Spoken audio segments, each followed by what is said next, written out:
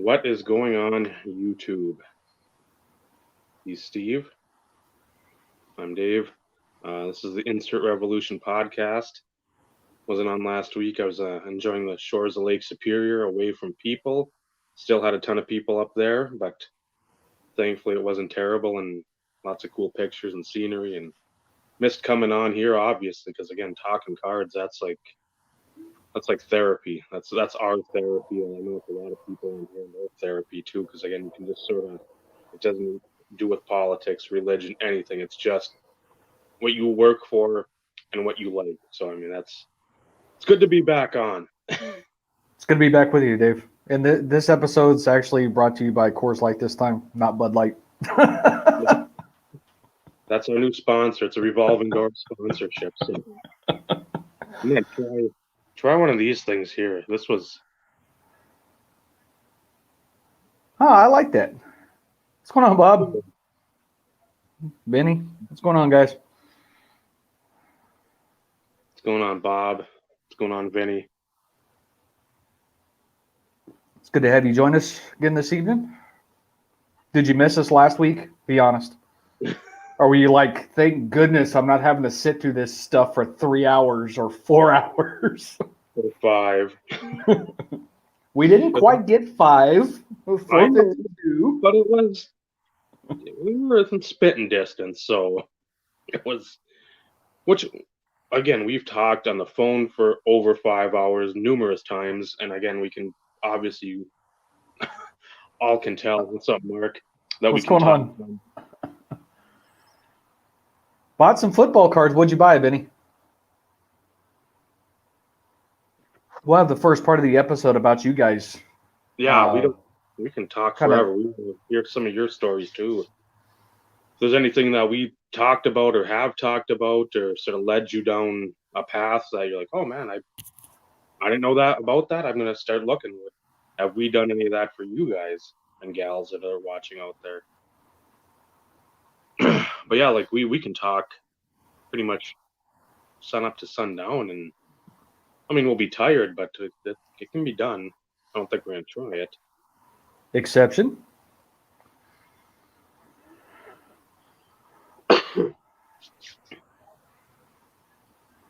Yeah, Mark is he's stove.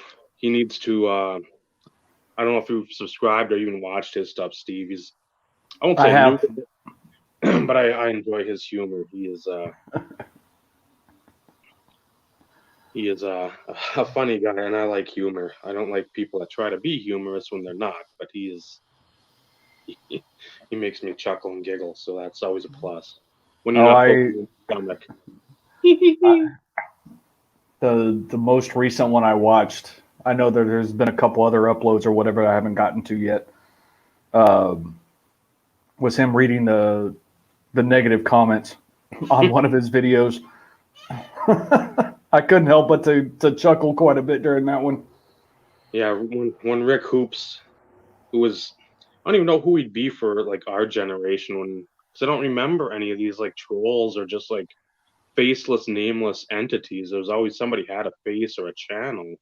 Now it just seems like randos are on there, and this is one guy that just wants to sit like the World of Warcraft in the basement episode of South Park, and I don't like you. It's like,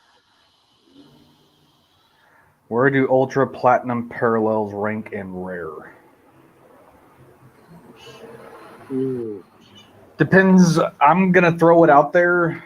If you look at later years when they're serial numbered, I would include them a lot more difficult or rarer. Early on, they weren't serial numbered. However, Dave, and keep me honest, you may want to hit the Beckett on this one, but I don't think platinum parallels were one a box. No, I think they were one every couple, one every 3. And when they started doing serial numbers, it got, I want to say it went a step further as it pertains to how frequent you could pull them. The 97, it says 1 per 100 hobby. So that's 1 in 3. 3.5, 4 boxes. And then Yeah. it says the announced print run is under 150. So,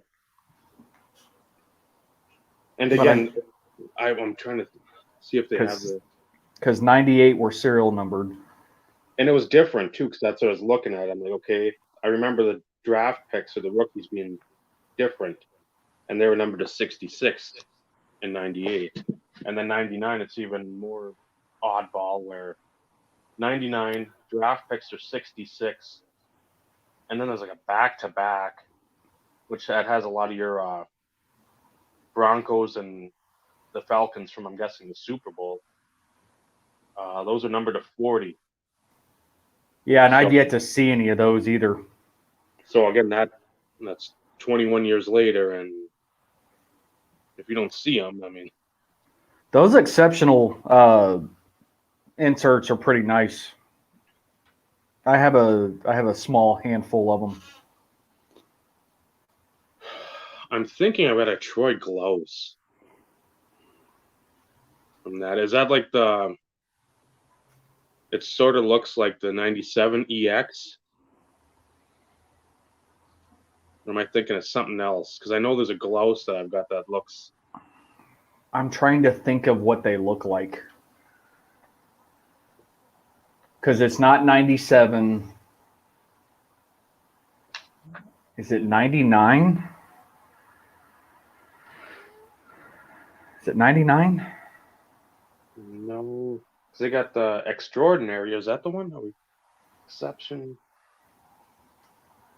I've heard of them, and that's where I'm kind of like scratching my brain here.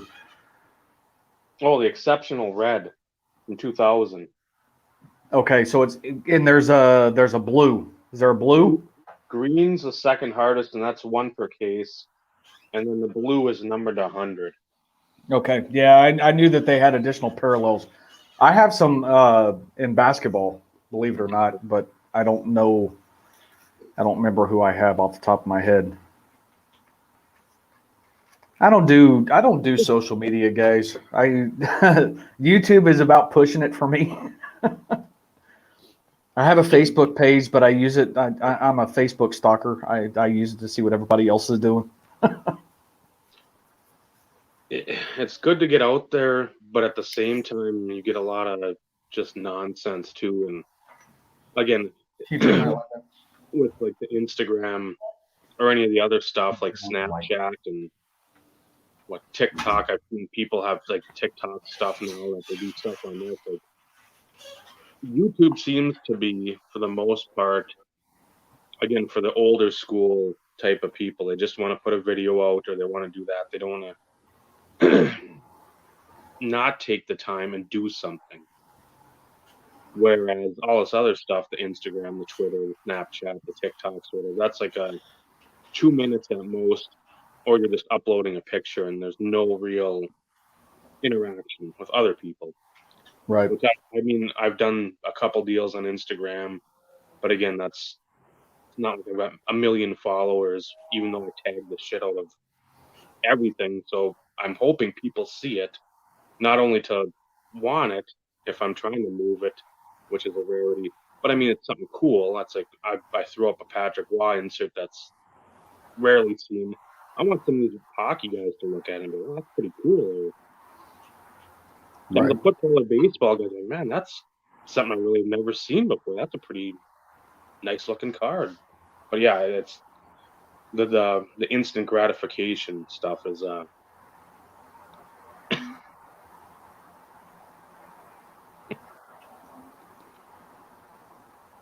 you search,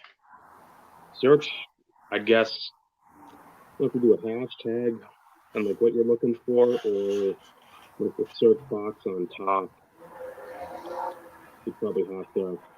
I have no freaking clue. Steve has like 2 accounts on Instagram and like 3 burner accounts, so I mean, he knows everything about it.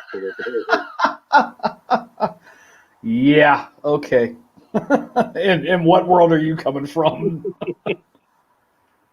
So, Bob, out of curiosity, does that answer your question? I mean, it's all subjective, to be honest. I mean, what Dave and I can consider rare or may not be the consensus. I mean, everything is subjective. A lot of this, for the most part, is our opinions, as you very well know. But at the same time, just curious to know if you had a thought on that, or were we kind of in alignment with you, or just trying to get an idea. And some people may not like them just because they aren't ultra low numbered. You have like something like the Legacy, which again are to 99. They're cool. The Ultra Medallion, it's sort of that black and white, or that, so people might not dig that as much. And then they got like the die cut, I think in 2000 was like the little, Yep. I think Leaf heading for the Hall baseball had like a die cut like that in 95. But I mean, you look at all the other inserts, the essential credentials, you look at the showcase, you look at like the radiance parallels, stuff like that, where people are like, wow, there's some pop to that card. And if you don't care about the pop, those ultra platinums, they're up there on the list. But a lot of people, and again, deservedly so, gravitate to something that really sparkles and catches their eye. So Right. it makes it nicer for some of the collectors that you can pick up. And I know Clint Hamil's fan one, he picked up the Deuce Staley recently, the Platinum Rookie. So I'm like, that, because we were talking about that, and he's like, that's one I want to get. I'm like, that's one try to get.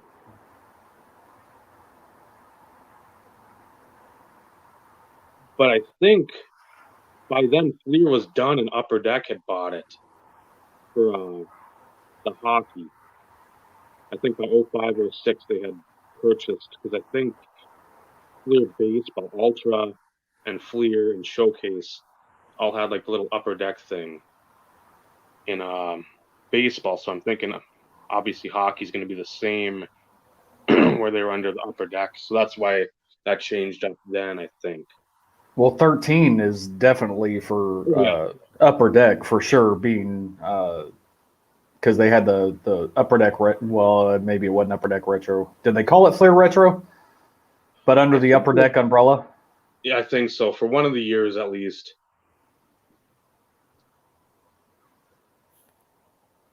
Yeah, because I know they brought back the PMGs for football, and of course not the same. And I think they had multiple variations. It wasn't just like the red and the green, because I have. There's a blue, I think, like a light blue or a sky blue. I know I have one numbered to 5, but I can't remember if they called it magenta or something. Okay. And I know there's a gold, because I think after, what was it, 2 weeks ago in the episode, I just looked up precious metal gems just to look something up. And there was a Bishop Sankey from 2014, gold numbered to 10. I'm like, okay, I'll like a $5 opening bid. I'll see if I win it. Didn't win it, but I'm like that. Like, I wonder how many colors, because I mean, it wouldn't take much looking, but again, Well, instead of having the, I can tell you 2013. Because I think that's one of the last years that I have updated on my spreadsheet. Was 2013. I don't think they made anything for 15. 14 would have been their last foray into like a football only, even with the college logo product.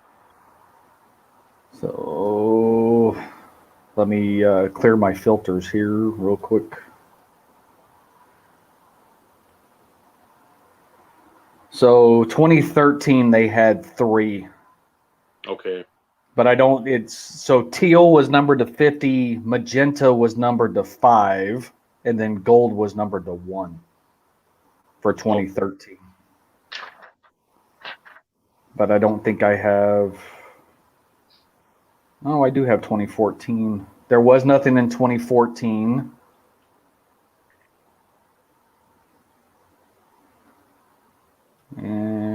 Let's see. Clear my filter again. 2015. I'm not showing anything for 2015 in football either.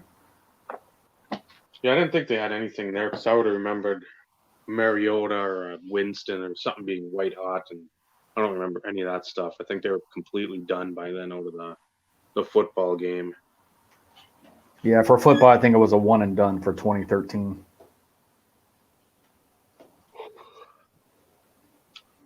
Which, that happens quite frequently, it seems, these days. Look at Yeah. Tops Tech Well, yeah, or High Tech. they shuffled out their own baseball last few years, and I don't know how well it's done. They keep on putting it out, but it's not anywhere near like the '98 baseball. Well, that, yeah, but you want to talk about like 652,502 different parallel versions that year, though. I'm the guy that used to live up here in Ely, moved out to Washington, who collects Ben Grieve. I know he was just because he collected just through '98, just through when he won the Rookie of the Year. And he would sit there and lament to me. He's like, I lost another lot. There was like 2 in there of the 5 I needed, and I lost it for like $30, and it's Ben fucking Grieve. Who else is going after Ben Grieve 15 years after he retired? Nobody. Right. Nobody should be. So I mean, I don't know how many he actually got, but he would just always just denounce that set. Why'd they make so many stupid parallels? Well, But there then was later, people wanted them. That's the thing. Right. Well, there was a guy I worked with for a couple years, big Pudge collector, huge Pudge collector. And he used to always bitch about the Tops Tech back in that year. And he'd buy every one that would pop up. And mind you, this was around not long after it had come out. Maybe within six or 7 years after its release. Trying to think, I've been with the company that I'm with now for 15 years, so that puts it back to 2005. So it had been out 5 years, give or take. But he would buy every single one that would pop up, all the lots and everything, because with all the various parallels, he didn't want to take a chance of missing out on them. But I couldn't tell you how many times he would buy lots of freaking Tops Tech in hopes that he would get one that he didn't have. It was crazy. Yeah, because 90 base parallels and 90 diffractor parallels, I think, for each player. Oh, don't. I think there's 180 for each player total, and then whatever the card set number was too. I mean, it was obscene. And I remember buying those from Target for like $3 a pack, and I'm like, I know somewhere I've got a couple of those diffractors where even if it's a Travis Lee, you still can probably sell it to somebody out there that is an Arizona Diamondbacks fan or somebody trying to really go to an early grave and put the master set together. Right. Because I mean that stuff is just, they're beautiful cards, but again, you have to have the patience of Job to do any of that super player collecting and include that and just. Yeah, that's almost to the excess, to be honest. Yeah. But it's no different for us being a player collector. If they had Tops Tech in '98 for football, let's say, and I'd be doing the same thing. I did it in 2015. Was it 2015 that they did it for football? Yeah, because that was with Mariota and Winston. I was early on. I was able to pick up a few, but then it got to the point where it was like, do I have this one? Do I not have this one? is this labeled wrong? Is this really what it is? And, it got to the point to where it was like, I think I'll just leave the rest of these alone. Well, then with the football, they started throwing in the reds to 25 or 5. Then you had blacks to 1. Then you had like different shades of like almost like a printing plate, but it wasn't. So I want to say Michael in this film not yet rated has some They were. Clay Matthews stuff, and I it have looks one. okay. I think they called them kind of like proofs. Okay. And it was the 4 colors as if it were a printing plate. You had the black, the magenta, the yellow, and the cyan. Yep. When you're talking mirror, gold, red, blue, etc. Yeah, there's a difference in each sport. Again, hockey wasn't made as prominently as football and baseball, so you've got to think the 90-45, the 90-50-30 for hockey, but it's less. I want to say 22 on the mirror gold. That's one number that always sticks in my craw because I'm like, I know that Brodeur is going to cost me an arm and a leg. Yeah, because 97, they had stated print runs. They weren't, both 95, 96 and 97 had stated print runs. The only time that they actually had serial numbers is 97 totally certified. Yeah, and those are tough to run across too. But for hockey, since I got that Beckett on first or out first, even the artist proof, it's numbered 1 of 500. They only say there's about 150 cards of those artist proofs. Mirror blue, 36 copies. Mirror gold, 24, and then mirror red, 72 for those. Yeah, because 90, 50, 30 were the football. And I think baseball, I don't know if it was 90, 60, 30 on the baseball, but I mean, it was, I think, basically the same. So, I mean, the 95, they look real nice because you have sort of more of a background there, that black background with the gold, and then you have the shimmer of like a refractor or the mirror. I like those, but the scarcity of the 96 or 96, 97, when you talk hockey, that's what pushes those. Well, then of course, but then of course 95, that was the first year that they did mirror golds, and that's all it wasn't.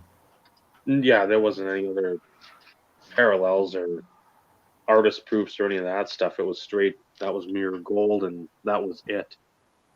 And then you have the mirror red premium stock too, and those are limited 20, and that was football only. Yep. And those ones are. But then you had the platinum in baseball. Yeah. And did they do platinum in hockey, or did they just do it in baseball? Well, for 97 they did. For like 96 football, I meant for like they had the mirror red premium stock. Right. 97 they had, and this is one where I actually need to have copies in front of me because I know there's the totally certified platinum, and some of those are like 59, and then there's like a platinum, or there's a totally certified gold, and then there's a totally certified platinum. So the gold I think was to 59, and then the platinum was to 25, and that has more. I thought it was 20. Because it's. Where are you? Don't hold me to that by any stretch of the imagination, but 20 is what sticks out in my mind. Okay, certified platinum gold. Vinny, I keep forgetting I have that dang book sitting under my desk. That's usually it's at my feet or next to me somewhere. I'm always leafing through it for just not price wise, just to have some sort of semblance of like, okay, I see this card, I don't remember it. What are the odds? What are the odds of getting it? Yep. But yeah, the gold, out of for hockey, the 97, 98 Pinnacle totally certified platinum gold. It again, everything was numbered. It was the blue, red. The red was numbered to $42.99 for goalies, $61.99 for skaters. Blue was $25.99 for goalies, $3,099 for skaters, and then the gold. And then I'll get to the mirror after this. 59 goalie cards, 69 skaters, and then. And this is totally certified, right? Yes. Okay. And it's a 25 for everybody on the platinum mirror gold. Okay. So Gotcha. you had gold and then you had mirror gold, which I don't think football had. No. I think No. it was just 30. No, it was. Yeah, it was just red, blue, and gold. Do we have to come have a conversation with your wife, any? That's like that's a no-no. Yeah. There can be plenty of other books that are a lot worse than a bet. Yes. If you're looking at card price and just trying to get a bone up on knowledge, that Just remind her this is you're doing this for the long run, and maybe it'll help you live out your retirement, whenever that may be. You can take all those vacations you've wanted, or see the sights of the. I'm trying to help you out. But yeah, trying to find those the golds, the mirror or the mirror platinum. That's my brodeur number one. Wa is up there, but they want like 1,900, 20 or $2,000. Yeah, it's like that's not gonna. But it's no different. Baseball is just the same. Yeah. And then heaven forbid you get it graded high grade. You're talking buku bucks. I mean, you're talking, a few mortgage payments type buku bucks. Yeah, you get a Jeter, Ripken, Griffey, Thomas, probably Piazza be in there too. I mean, you could throw probably even Nomo probably get at least one or two mortgage payments out of him. Probably. But yeah, that I got. When it comes in, I'll show you a steal. It's baseball related, but when I got it, it's not like I've gotten any other steals lately, but this one even beat the thumbnail for the video tonight on comparatively speaking on what I think if I were to, and again, it sucks because it's in a different uniform for him and the second team he's in. All that stuff has been going nuts. But when that comes in, I'll show it. And when I got it, I'm just like, you got to be kidding me. Because my max bid was about 5.5 times what I paid for it. So it's a rare steal for me, Steve. A rare one. A rare. Kiss my ass, Dave. I've got a stack of stuff I got to show at some point. I don't know if For those, all right, pull out the PNG. Just come on, pull it out. Thumbnail doesn't count. I want to see it. And you saw how they came too. That was yes, I did. So for all you guys watching, I get this random text. Mind you, Dave is on vacation. He is out of town. I get a random text, and he's like, should I haggle with this guy? Does he not possibly think he knows what he has? And it took forever for the link to come in. And I started looking, and I was like, okay, obviously Dave is seeing something that I'm not seeing just yet. And then all of a sudden, my eye catches that card right there. For anybody who knows what that is a 97 Fleer Metal PMG green, numbered to 15. With the first 15 of the print run, you see it there. It's numbered 8 of 150. The first 15 are green. So uber tough card. And he's like, should I haggle with the guy? And I was like, dude, no, don't even blink an eye. Just click it. Yeah, because it didn't show up real well No. in the scan, and it was at the top, so it was even darker. So I kept looking. I'm like, that looks green. Yep. And so what he paid for that, Dave is not in this for the money. I'm not in this for the money. But it's one of those in which even if he sits on that for a little bit, what he paid for the entire lot, he could make 3 times selling that card. Just saying. Just what he paid for the lot. Because I looked quickly before I think I texted Steve just to see if anything had sold. Because I'm like, nothing pops up. I look at once every couple of weeks, just hoping. And this wasn't even listed as such. This wasn't even PMG Emerald. Yeah, nothing notated. It was just because I had checked Bledsoe. I was like, Bledsoe, type it, go to football, cards. First thing was 2 or 3 lots this guy had, like $90, $90. And then this one, which you can see on eBay. I paid what he wanted, so when you see it,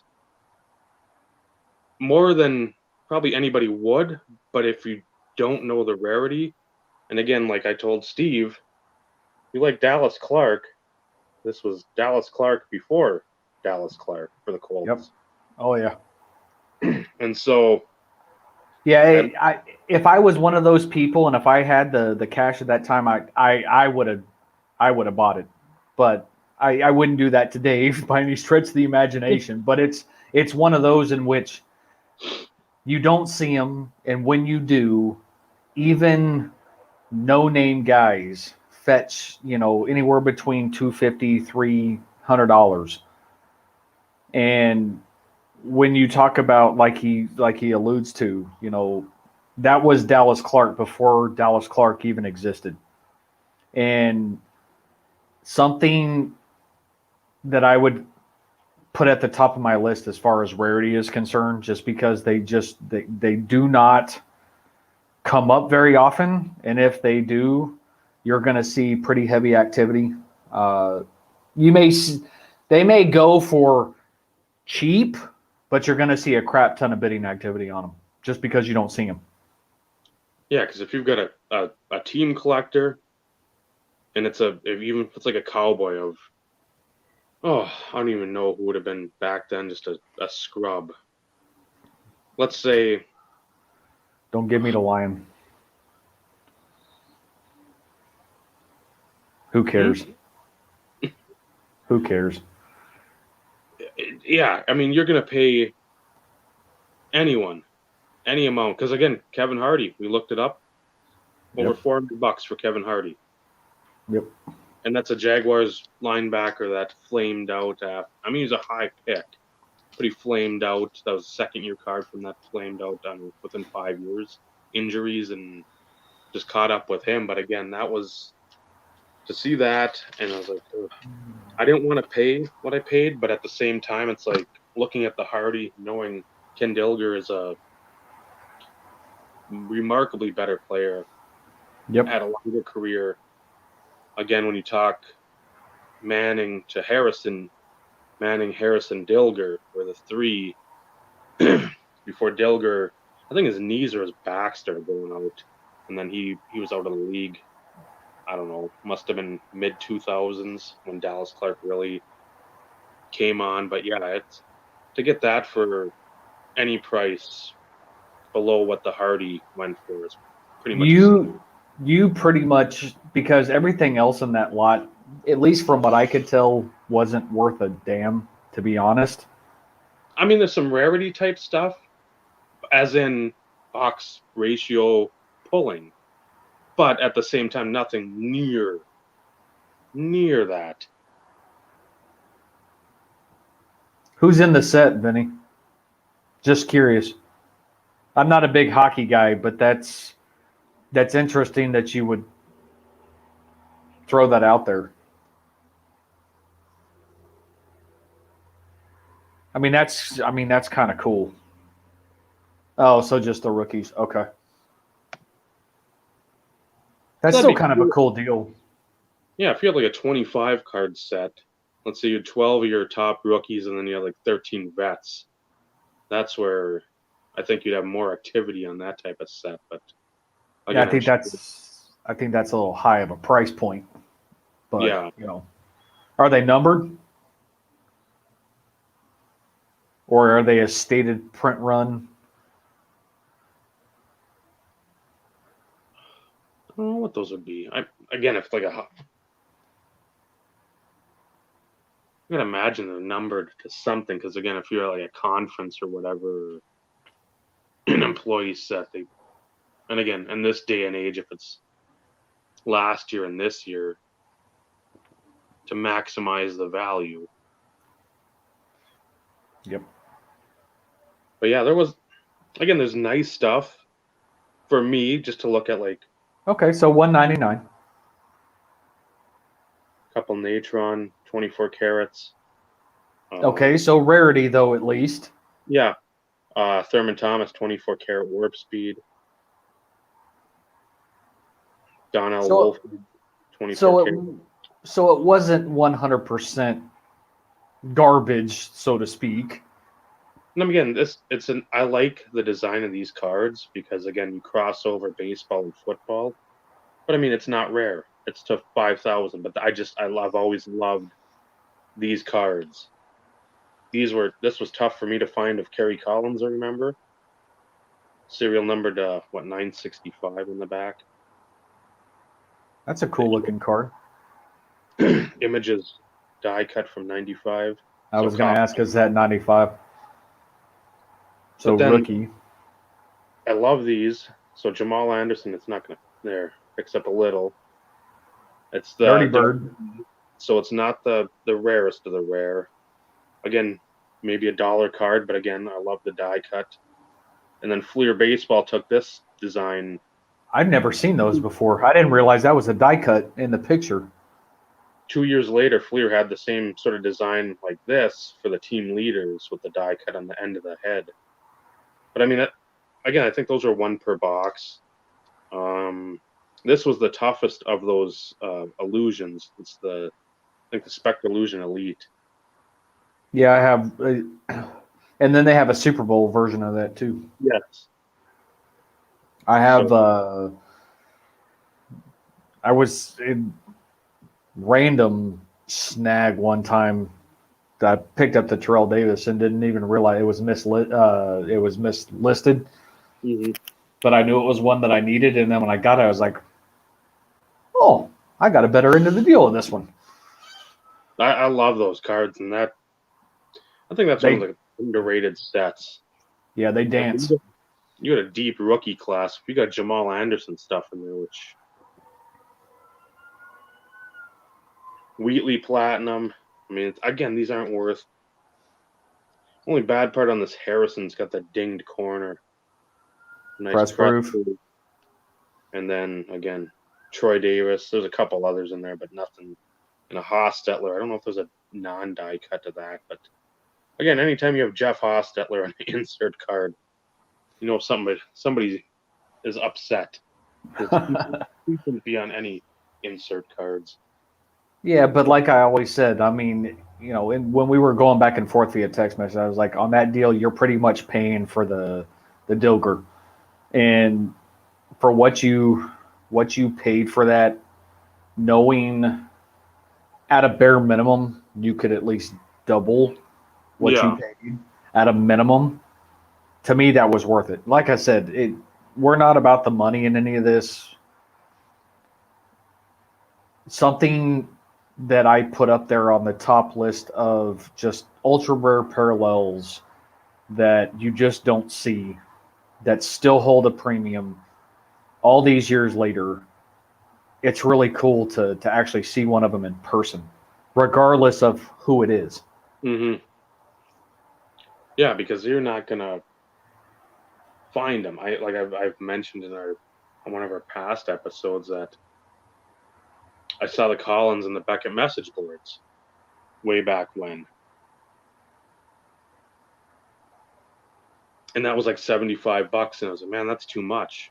Now I would kill to have that for 150 because I know it's going to cost me a ton. 15, 16 on the slab.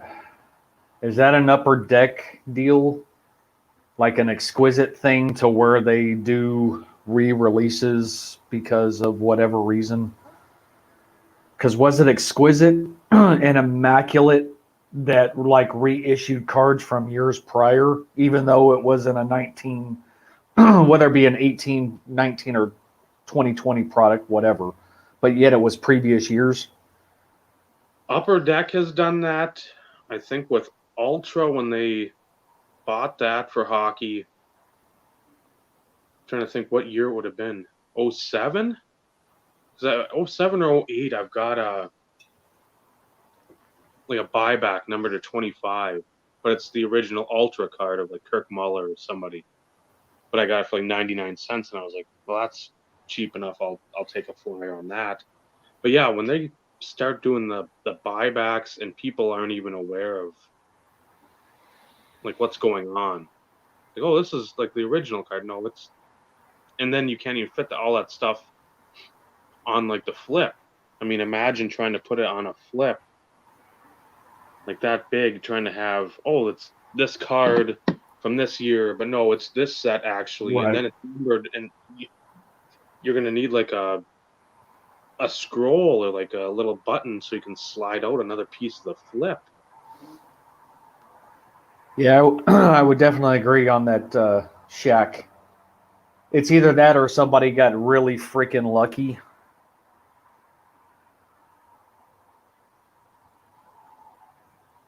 Yeah, that. Yeah, see, and that's what I was thinking, because I know even immaculate, because there's a couple TD autos, and I don't remember if it's 17 or 18, but yet they were put into packs for that year, but yet they were years prior for whatever reason. Oh, I got you, Vinny. I got you. Yeah, they're with that basketball. You're just,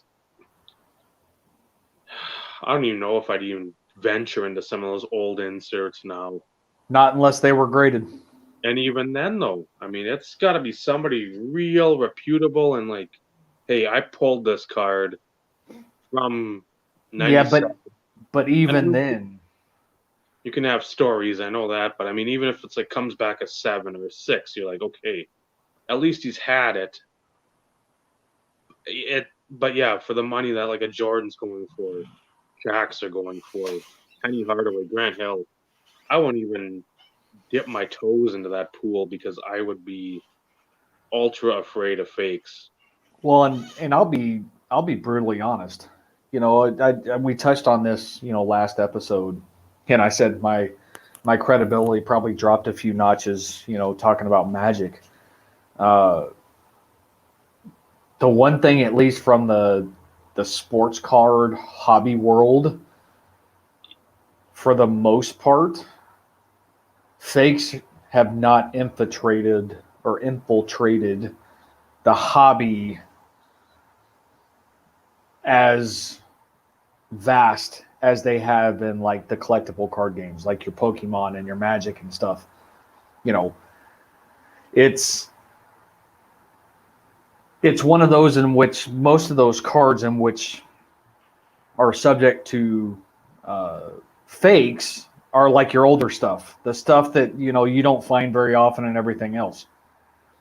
The issue is you have a lot of individuals that know a lot of the secrets of how to tell fakes and but they're not always willing to share them. And that's the one thing that I can at least appreciate from like the sports card world, that you know a lot of that information seems to be a little bit, I won't say readily available, but at the same time, for instance, the 86 Jordan rookie. I mean, there for a while there was a big spike in Jordan fakes, but there was also a multitude of bloggers and articles and things along there that were readily available that you could go read and determine whether or not a card was real or fake in the event that you felt like you were being duped or, whatever. On the flip side, in the CCG world, a lot of those people aren't willing to share that information. And, I don't think that that's right. To me, it's all about educating people, knowing that they can purchase something with confidence, knowing that it is not a fake, and then run the risk of, losing crap tons of money because, you look at what Jordan rookies sell for and stuff along those lines. It's no different than, your alpha beta unlimited stuff from Magic that's selling for thousands of dollars. And, if you don't know how to tell, that sucks. I mean, there's no other way to put it. And it's a lot harder to get your money back on a fake than it is if, for instance, you don't get something or, it's damaged or, things along those lines. It makes things a lot more complicated. Yeah, there's a Brett Hall, the Topps rookie I got. That was one. Even I remember in the old back at school, beware of Counterfeits. You always saw that. So it's like, even if that was a counterfeit, if I was able to tell, because I'm sure it's out there somewhere, it's like, okay, I spent like $8 on it. That's not a big loss. I can then learn from it. But if you're dropping 25, 35, 50 grand on a Jordan rookie, and I think it's on the back in like one of the stat areas where it's some like decimal point is not really visible. I think that's well, and another there's some coloration differences as well, but I mean it's one of those in which unless you had one, a real one, Yep. and a fake one, unless you've seen a ton of them, I mean it's not going to be something that's always easily visible to tell the difference in those situations unless you have one that that is authentic and then you can use it as a comparison. And most people, including myself, one card I wish I would have purchased a long time ago. Yeah. Even in a 7, I would have been satisfied. But it's one of those in which, unless you have legitimate samples that you can use as a reference, it's extremely hard to know for sure what you're getting. So it sucks, and it's one of those that is always a concern of mine to a certain degree, because the biggest thing that we dealt with from a fake perspective were people, putting in fake patches in cards. Yeah. But, there's a difference. Okay, I consider there's a difference with putting fake patches in a card than sitting there actually like counterfeiting a card. Mm-hmm. It's completely 100% fake. Mm-hmm. You put a fake patch in a card, the card is still legitimate, the patch is fake. Yeah. But at the same time, then it ultimately makes the entire card fake.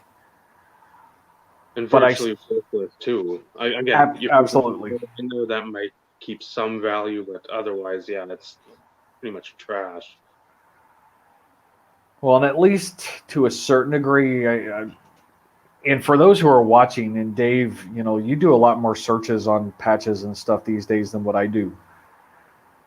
Do you know if that's still a thing these days, or is it, just something that, at least in my prime of YouTube days, that seemed to be like the thing? It's still out there, but I don't think, and again, you have your patch sets, hockey, you've got the cup, and a lot of the times you still can tell. You're just like, well, they're not going to put like the Blackhawks head or something like that with the feathers, all the colors in like a patch to 99. You're not going to do that. And if you do, again, I know there's been stuff that has been put in there, but it's so on the limited side to see that. Unlike when we were collecting, I think I bought a Michael Bennett O1SP Authentic patch, knowing it was fake just so nobody else was going to buy it because I got it for like $5, but it had the Viking head, Head. and that thing's to like 850 or 1,000.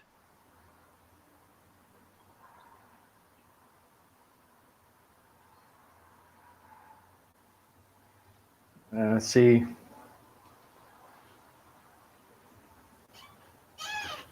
And that's with Johnson too. I'm glad Johnson really doesn't have a huge backing because his stuff. I mean, you'd think this would be a fake patch where you're not going to have all that rainbow of colors in there. And I've got Marlin's heads, Marlin's spines, or the backs of them. And I mean, it's gorgeous stuff. But again, it's still something I would rather get like a Steelers, like a Lambert 2-color patch, and be like the ribbing around the neck or the arm than have like a fake one. 'Cause, again, or something that's like multicolored and had, again, back then they didn't have like an anniversary thing, but imagine if they had like a 94, if he played in 94 and had like the 75th right. year anniversary. It's just like I wouldn't go after that because I'd be super nervous. Somebody just bought one of those patches, rubbed it in the dirt or in the grass, and then cut it up and called it good. Well, and that's why I'm kind of glad I'm a Broncos fan, though, because they don't have, you know, insane logos on their jerseys. Mm-hmm. It's just about the colors outside of like a laundry tag or the NFL logo shield and things along those lines. They have no logo on their jersey. Mm-hmm. And which to a certain degree, yes, you can still fake a 3-color patch because that's the best you can get on a Broncos uniform. Mm-hmm. But at the same time, 3-color patches are a lot more normal when it comes to football products for teams that don't have, like the actual logo. Your Steelers, your Raven, uh, your Viking head, stuff along those lines. Not that not that you don't see those in cards. You do see them, but usually they're in your more limited number sets and things along those lines. I collected Oh, Ugly no. I get it. I get it. But it's no different if it's Joe Schmo, Dan Ugla, or frickin' Derek Jeter. You are always going to have somebody out there who's going to claim that they know something to be fake, regardless of what proof or anything else because we live in a digital world. For all he knows, you could have edited that video. You could have. Mm-hmm. Then again, those of us who have been around long enough, you've been around for an extended period of time on YouTube. I know you watch my videos. You comment from time to time. I'm not, for those of us who have been around long enough and you're doing something and you're busting a product online and you pull something that's just absolutely disgusting, why would we think anything otherwise? Now, there are going to be people out there that may try and do something like that, but this community was built on trust and honesty. Mm-hmm. And for those who always carry themselves with trust and honesty, oh my God, who the fuck is this guy? Jesus, who People opened are. What's going on, Chris? What's up, Vintage? Man. Yeah, it's just the way it is now. Everybody's going to have skepticism. Is it real? Absolutely. And again, for the most part, if it looks okay, it's a Larry Fitzgerald 2-color patch. I'll buy into that 10 times out of 10 because, again, why you're going to fake a patch when it says, and a lot of the things that used to be in football, not much, man, just babbling away like we usually do. What you used to have, Ultimate Patch, 2003, I think. I got a bunch of those. Sure, they were numbered to like whatever 175 or 225, but on the card it says Ultimate Patch. On a lot of the other cards it says Prime variation or Prime version or what Prime. So you're not just getting the seam or the air hole part of the jersey. You're getting something. I've wanted to count up the minutes I've talked in my videos or the minutes my videos have been. And I think I got through like 2014 and I was just like, I can't do this. This is it. I don't have enough time to add all that up. I don't have like the Bill Gates or the Stephen Hawking calculator at my disposal. It's good to see you too. Good. Make a video. Just one. Yeah. Say, hey, how's it? Check in. Still around. Show off the new collection, Chris. Yeah. Doesn't always have to be cards. Because I got on Facebook in April, so I don't see anybody if I don't see anybody on here or no, we don't text or, which is fine too. But I mean, I don't know how anybody's doing, and I like seeing how everybody's doing. It's gonna happen, Chris. Chris. It's one. It doesn't have to be 20 minutes or 40 minutes or 5 hours. It's just a 5-minute. Hey, what's going on, guys? Here's what I've been up to. Here's what I've been collecting. Don't expect anything else from me for about a year, but it's football season, so I figured I'd put out a video and boom, done. I just gave you the template for the video. Free advice. Speaking of which, I do have something to send your way, Chris. I've been sitting on it for forever. 6 years. Text me your address.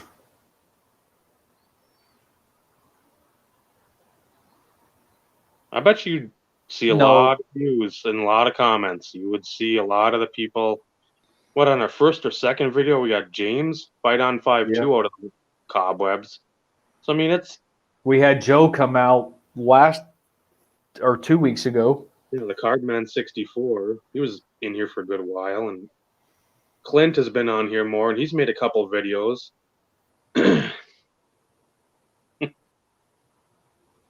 I have been, yep. So again, it's good to see some of the old guard come on, even if we're not making videos. Yeah, I was going to say, even if it's just to check in, say, hey, see what's going on, see what the hell we're talking about, see if we're blowing smoke out our ass, which we do pretty well these days too. Yeah. You know? Some things never change. No. Some things change. No. For those of you who are always here, anybody notice I actually got my hair cut? The haircut and like the beard trimmed up a bit, and I did too. Oh, the freaking hair craziness was nuts. Sorry for the light, guys. I'm trying to pull this card real quick because I'm pretty sure like hockey. You got like the hockey playoff hair and the stubble. Ah, nice Megatron. See, like that. That's a nice patch. But yeah, I've been sitting on this freaking forever. So there you go, Chris. Make a video and it'll come your way. Well, no, just shoot me your address via text message. And since we were talking about, the whole rage buying, I was coming in here to pull this card, so I had it when we actually got to that subject. If I can find it. Yeah, that swap size was amazing. It took up like 3/4 of the card. I know you don't, Chris. But It's that's the thing. You don't even have to be. Just like I said, throw up that video, then put it in the archives. I want to see what Austin's doing too. I know you told me, like the last time we messaged, he was getting near what? I know he graduated a couple years ago. And you said yes. that. I was just like, shut up. I remember him in the videos, and he was, I think, going for the driver's license, and he can't be graduated. This is 2016, is it? You can't upload a vid. If I can do this, and my name is Amish, and if Denny could do all his videos and he's Amish, even with the internet in Nebraska, when you've got All the right, cold, let's stop. Let's stop picking on Chris. no, I'm not picking on him.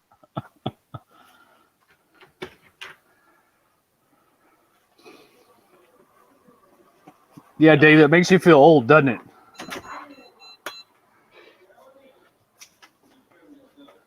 Wow. And hell, I can't remember the last time when was the last time, Chris, you and I chatted via text? It's been a while. And I know you just turned 21.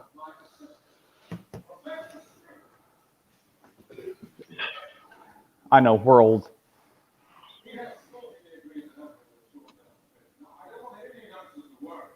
That's the only bad part about like this type of the platform.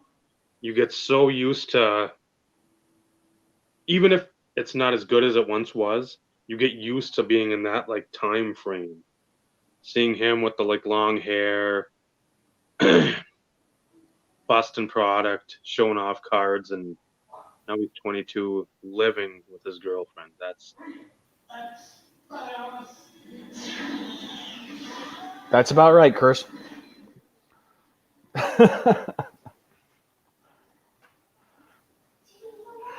That's about right. But that's the way we do things. We get caught up. good. Some things good that don't change. But can't have everything change.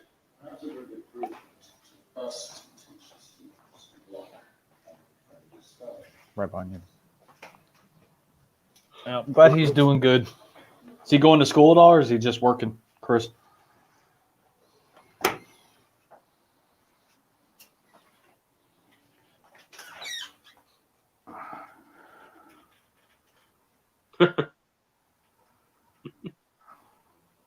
But that's what you're going to get. You're not going to get the investor speak and all that garbage. It's a lot of it. We've got like a template of like the topics that we want to go over, but again, there's never anything that says, "Oh, we have to do this, we have to do that," or if it goes over 3 hours, 4 hours, it doesn't matter because again, that's the way conversations go. You don't have in real life unless you're actually like, hey, I got to go travel. If you're just sitting down with somebody, you're not just like, here's the topics we're going to talk about, and that's it. No, we're going to take some trails and paths and side roads and side streets, and eventually we'll loop back to FOMO. But again, right now it's a different subject. So, Yep. and that's fine. That's what we like to do because that's who we are. Well, and it's also wanting to make sure that everybody feels like they're a part of the conversation and can ask the questions and things along those lines. And that's what makes this so enjoyable for me is the interaction and listening to others' stories and stuff along those lines. Granted, I know it takes longer because everybody's having to type, but still. Not as much as I did when I just read that. Ryan 140. I mean, I thought he got the biggest kick out of that video. back then. He's like, you can't have that much. Like I do. Not anymore though. They got the box size decreased like every other product that's out there, and I think it went from like a 9 or 10 ounce box to like a 6.5 to 7 ounce for most of By that the stuff. by the family size, Dave. By the Which family I have size. at my grocery store, which is good. Always by the family size. And they don't have every kind. It's like just the That's true. macaroni one, and then maybe like a stroganoff or something like that. But Yes, he did, Chris. yeah, that was fun YouTube times too, because we allowed each other to show stuff into our lives. It wasn't just like, here's a card, subscribe, bye. It Yeah. was, we'll have stupid videos for fun contests that make sure you put yourself out there, and so you can, hey, I didn't know that guy liked wrestling. I'm gonna start talking with him a little bit or watch his videos, and or hey, that guy likes hunting. Maybe I'll do something. I'll look at some of his stuff, and you sort of cross promoted and cross branded people. That that night sucked. That was so much work. Oh, Well, in for us old school guys, we talk about this though frequently. You know, back in the day when blog TV was prevalent, you know, a lot of the times all we did was sit there and shoot the shit. Every once in a while, maybe there was a few cards that were shown, few boxes maybe get open or something like that. But for the most part, we sat there and just shot the shit, and that's really where the a lot of the friendships started building, was just hanging out on freaking blog, man. hmm that was the thing. I mean, yeah, you'd have some, like, let's say Scott wanted to sell a couple cards to get like a Ike Bruce. So we'd have a little Raz. We'd have maybe two, three of them, or here's something for $10. Here's something for 5, whatever. And we'd go, oh, I'll take that. I'll take that. Then it just get into drinking, music, and BS. And I Yep. mean, that was, you'd think it'd go for, you jump from somebody's room at like 6:30 or 7, then like at 8:30 or 9 somebody else would go on, and then maybe somebody at like 11:30 would go on. Yep. That way you didn't get burnt out. It was like an hour and a half. So, oh yeah, you're you're gonna be searching for a while. I'd say go by view count for some of the stuff, because for some reason some of that stuff had a Oh, ton of views. Nick, we had Nick. Nick even stopped by one night. Yeah, which I just about lost my shit because I'm love Nick. I Not that I don't love you, vintage, but I mean when I saw Nick in here, I'm like, I wanted to see more of his eating videos go on, but he stopped that pretty quick because he had got on what 2, 3 Novembers ago, October's, and he's like, I'm gonna do like once a week eating out, Yep. Doing reviews. and he didn't. He stopped it. And I'm like, Yep. Oh, Nick was great people, man. I always look forward to sitting in his breaks. I mean, they were always fun. Always a lot of people, a lot of the same guys that, you know, we all got to know, and it was just, the cards were just part of it. But it was, you know, the conversations, because he always interacted regardless of what was going on in the break. Nick he was good wasn't. people, man. Yeah, he wasn't dead set on just showing cards and like going over, just like glossing over cards. He'd go slowly and make sure, like, hey, Bryopha, you hit this one, or Yep. Denny, you got this one over here, or whatever. And when he pulled the Falcons, I think it was, again, the '08 stuff when he was doing, I think, a lot of the gridiron gear, the certified Matt Ryan. So it was like several in a row that he'd pull out the Falcons from his little list or whatever. And I remember just every time saying rigged, rigged, because it was so funny. He's like, I don't want the best team. I don't care about it. I want to provide breaks for a decent price. Yep. And when he pulled those, like the fifth time in a row, he's like, I remember that look on his face where it's like he just saw a ghost. It's like, I can't. Why am I pulling the Falcons every time? Yep. No, it was blogging those days. I mean, I have a lot of fond memories. I have some bad memories, but it's still one of those that is truly where a lot of the friendships were formed. And I only talk to a small handful of people these days, for whatever reason. But at the same time, during that time, that was something that all these newer people have no idea what it was like at all. Mm-mm. To just sit there. And that's, this is one of the, to a certain degree, yes, this is titled the Insert Revolution Podcast. We talk about cards. We try and focus on football stuff. We try and bring up topics and things along those lines. But at the same time, this has given us an opportunity to connect and reconnect with people, though, too. That was, man, I hadn't lived there in over 8 years, Chris. That was the rental house. Yeah, remember that The Christmas snowman, tree, the snowman. remember that. But it's this gives everybody an opportunity though to connect with people. And like I said, yeah, we talk about cards, yeah, we show cards, we talk about super collecting and things along those lines as the main topics. But at the same time, this gives people the opportunity to. I know that damn snowman. I humped that snowman. For anybody who remembers watching on Blog TV, pulling my Tim Tebow certified mirror gold quad relic autograph, which was a huge card because Broncos fan.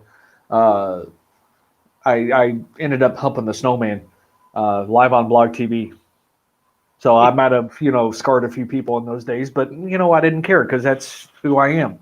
Uh, but the fact of connecting with people and interacting with people, and that's a lot of what blog was in those days. And Dave still being heavily active still in the community, so to speak. Me, on a rare occasion, you'll get a video out of me. But the situations like this, these were like the good memories. Bringing in co-hosts throughout Mm-hmm. the show, and just shooting the shit and having conversations and talking about life. And it just that is what builds the community, hands down. It is truly building the friendships. And that's why, Dave, I know you always close it the way that you close the podcast, always the way that you do. It really is about the freaking friendships. So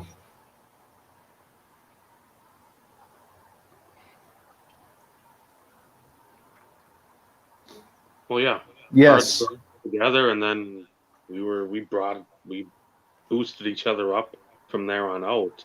Yep. Instead of now, it's like cards, cards, cards, money, money, money, flip, flip, flip. It's like, why? Yep. Why? I mean, the money. If you have something, like I had the stuff, I sold it. Stuff that wasn't. But I'm not sitting out there and actively just trying to peddle this stuff to people. I showed it to a couple other people.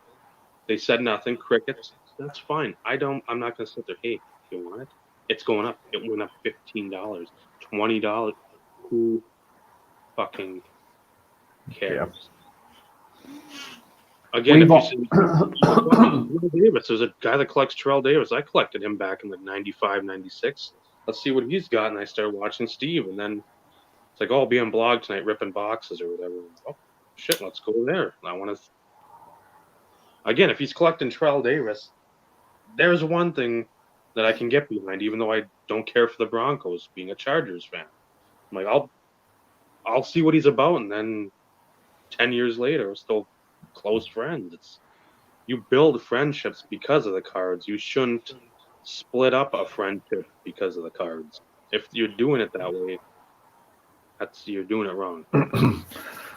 Well, and that's one thing, Chris and I have even talked about before. We don't always agree on things. Dave and I don't always agree on things. That's what makes us individuals. And As much as every my kid is young, PC. uh negative millions maybe. You probably have to pay somebody to take it, Chris. Just kidding. Not kidding. No, I'm kidding a little bit. His But mom might be it's one of those in which you can't hang around with people that are always in agreement with you. You're like freaking robots. That does not create good friendship and good chemistry when it comes to relationships. You have to disagree from time to time, because if not, it's like, okay, are you really being serious, or do you always agree the same way that I do, whether it be on this topic or that topic? No. That just doesn't work. And I hate to say this, and to be honest, I don't care about saying this. There are individuals out there now that's the type of following that they have. They're always going to fully 100% agree with what somebody is saying, or their beliefs, or their speculation, whatever it is. Those aren't friendships, and then that kind of takes away from what I call the community. Mm-hmm. Well, yeah, there's a few of those now that I despise, and I don't, like Chris said, I don't hold my tongue with the people I despise and the people that follow them like troglodytes and lemmings. That it's if you agree with everything this one person or two people or 10 people say, that's not building up a community. That's just building up a false prophet. And that's not what we need in the community. We need people to band together, to look out for one another, to build up a sense of community. Not, hey, this guy's on a pedestal. Let's make sure he's on that pulpit even higher. No, we don't need those people. Those people need to go away. And quickly. They've Yep. won out their welcome long ago. Yep. We looked out for each other. It wasn't about who or how much money we could make off of somebody. We it was always looking out for one another. You built those friendships. You looked for stuff for people. You thought of, individuals as you stumbled across something. Whether or not it was just a text saying, "Hey, I stumbled across this," or "Hey, do you have this?" It's just not what it used to be. No, everybody. I get it, Chris. I get it. I watch a small handful of people these days, small handful of people. And it's because I like what they're showing. I'm not friends with all of them, so to speak, but at the same time, us doing this podcast every week, you know, we're building extensive friendships. Vinny is here every night. Daniel, who I haven't seen post in some time, Daniel is usually here every night. Uh, Bob Lewis shows up for a little bit. Bob usually pops in on and off throughout the night. And I know that there's others. Clint, Cole Hamilton, he'll be in here jumping in and out. And yeah, and it's just.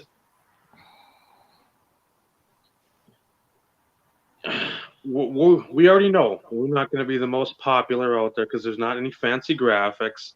We're not espousing gibberish and advice and go look at card ladders and stream stocks or slab bags or whatever the hell's going on. We're going to give you conversation like we're sitting across the dining room table at National, at a card show, at a wedding, where we're just BSing. Steve's usually got a drink in his hand, and that's fine. If I had one, I'd probably be sleeping, which may be better for the viewers and the ratings, but it's not. This isn't going to be like a professional. We need to get monetized. We want to become YouTube famous. We don't give a shit. Nope. Nobody cares. Go somewhere else. We're here, two guys having fun, having conversations, talking about super collections, talking about the hobby that we love, shooting the shit with people, interacting with the guys that are here. You know, it's great. Well, that's the thing too. It's you see all these other podcasts. If they're like a big one, or like a big weekly show or whatever it may be, they're not talking with people unless, guess what? Joe, that's the next thing. Yes. Yes. Yes, we are. $5 million. $5 million to start. Yeah. I gotta get my Terry Collins and probably a Bledsoe and maybe Curtis Martin. Emerald, PMG, he's got to get Terrell Davis. Let's get him an Elway one too. So No, just spend that just money. just the TV. And you're the guy that's going to pay that money too, right? All those memberships will sell. All that advice we're giving away. Yeah, it's you don't see anybody. That expensive free advice that we're giving away. Ed, he's usually in here. Wesker Griff too. He'll come in at some point in time and start talking about the charlatans and those type of folks. It's all right. So I got to ask: are you still sitting on your basketball box, or did you end up selling it? Just curious. Your Prism. Yeah, he had a Prism box, not you. Oh, I was gonna say, I'm like, come on now. I sold some stuff. You know that. Joe had one? Yes.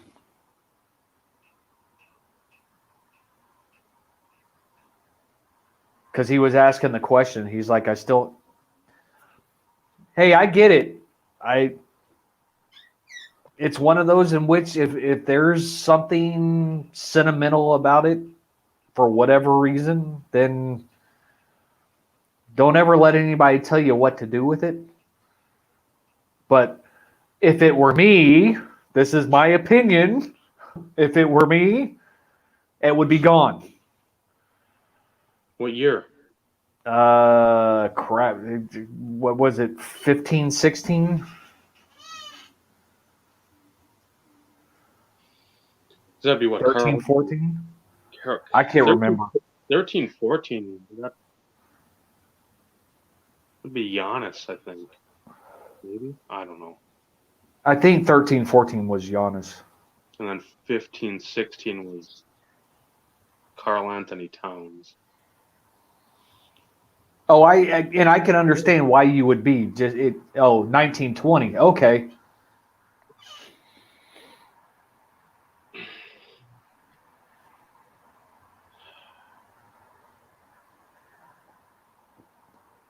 Open it.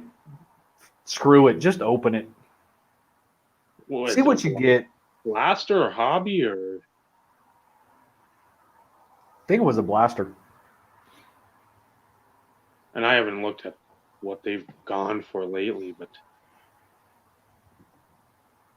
if they're going for Boku bucks, you can get like at least 10 to 15 times Mega box. And I know that's got to be hard. And that's the thing. And I know you probably, this is an assumption, you didn't buy it with the notion of potentially selling it. There's obviously a reason why you bought it. And then maybe there was the notion that you let the reason why you bought it as the possibility of, taking advantage of the current situation. Either way, it's your money. Whatever you do with it, Everybody should support whatever that decision is. If you open it, hopefully Right? you do well. If you don't, it didn't cost you a buku amount of money. You paid regular retail for it, which is, the way it should be.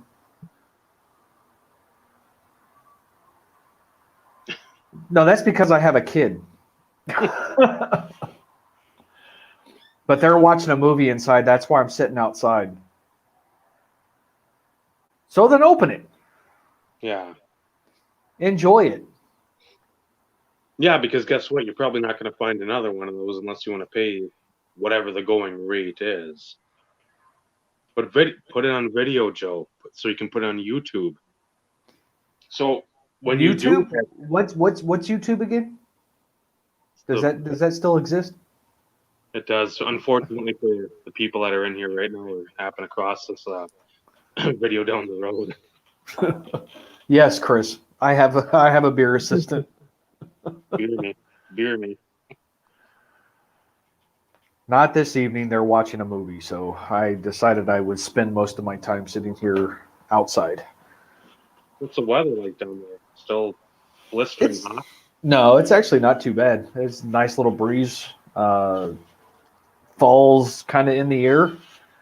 We're supposed to have we have rain in the forecast, I think, all the way through Saturday. Or Ed Bird, I think we've talked about that before. Ed Bird used to do that quite a bit.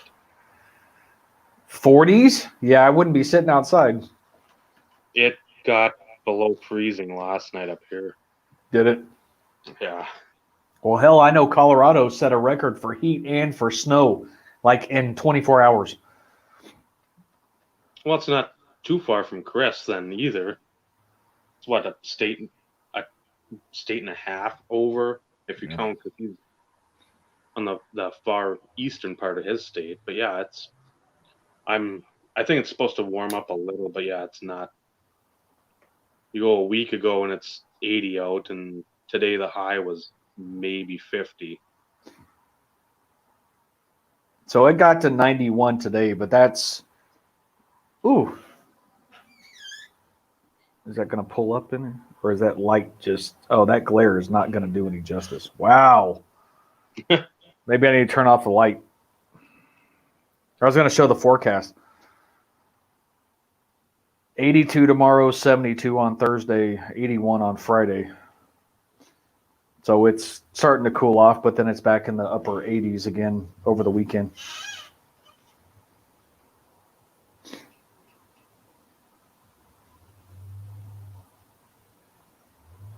Ooh. Ooh. That'd be hard. That'd be hard not to open it, knowing that there's always that possibility of those good old golds. Yeah, when there's a chance to hit a. Yeah.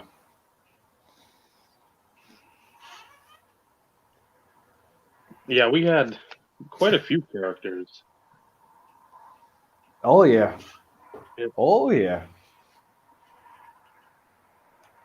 We've talked about the ram head hat.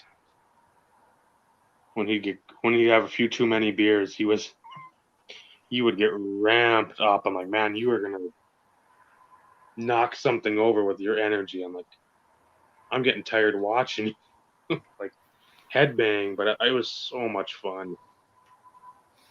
Yeah, I actually wish that when I had the chance to meet up with Scott and went down to Houston for the TriStar show. TriStar? Yeah. Yes. Met Ryan and Neil, Steve Mayadep, and we had some videos that we put up on YouTube or whatever during that time. But when we actually got back to Scott's house, we went live on blog and opened a few boxes. I almost wish we would have recorded that.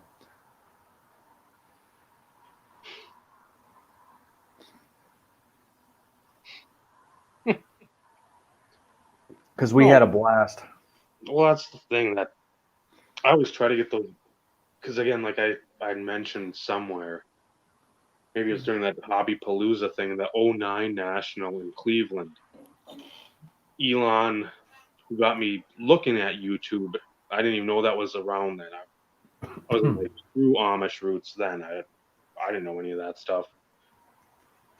I wish we would have done videos then. It would have been ridiculously awesome, ridiculously fun. And to go look back at that stuff now, 11 years later, instead of, okay, I can tell a story. I remember it was great, but I wish we would have done so many more things with videos. And again, I know digital cameras at the time were astronomical. Yes, they did. Techno was a crazy man. That guy was nuts. What up, fuckers? Yeah, he just had some. I was like, if you snapped him the wrong way, holy balls, it was. You need to watch out. Yep, exactly. The memories, and that's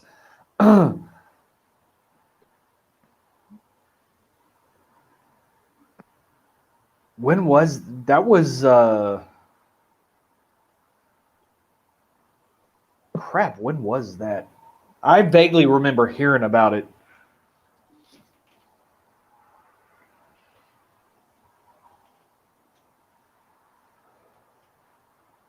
But that's been one cool thing, though, to a certain degree. You know, who has jumped on and just come and chatted for a little bit. It's and that, this it brings back those memories of, like I said, hanging out on Blog TV, and of course, back in the day, Blog TV, the whole co-host thing was you were big and your co-host was like really tiny. At least with this. And then you could do like the little whatever, you can make the co-host bigger, but that was only if you had to like go to the bathroom, you had something you're gonna do. Otherwise, they were always whoever's hosting was gonna make sure they're the big person.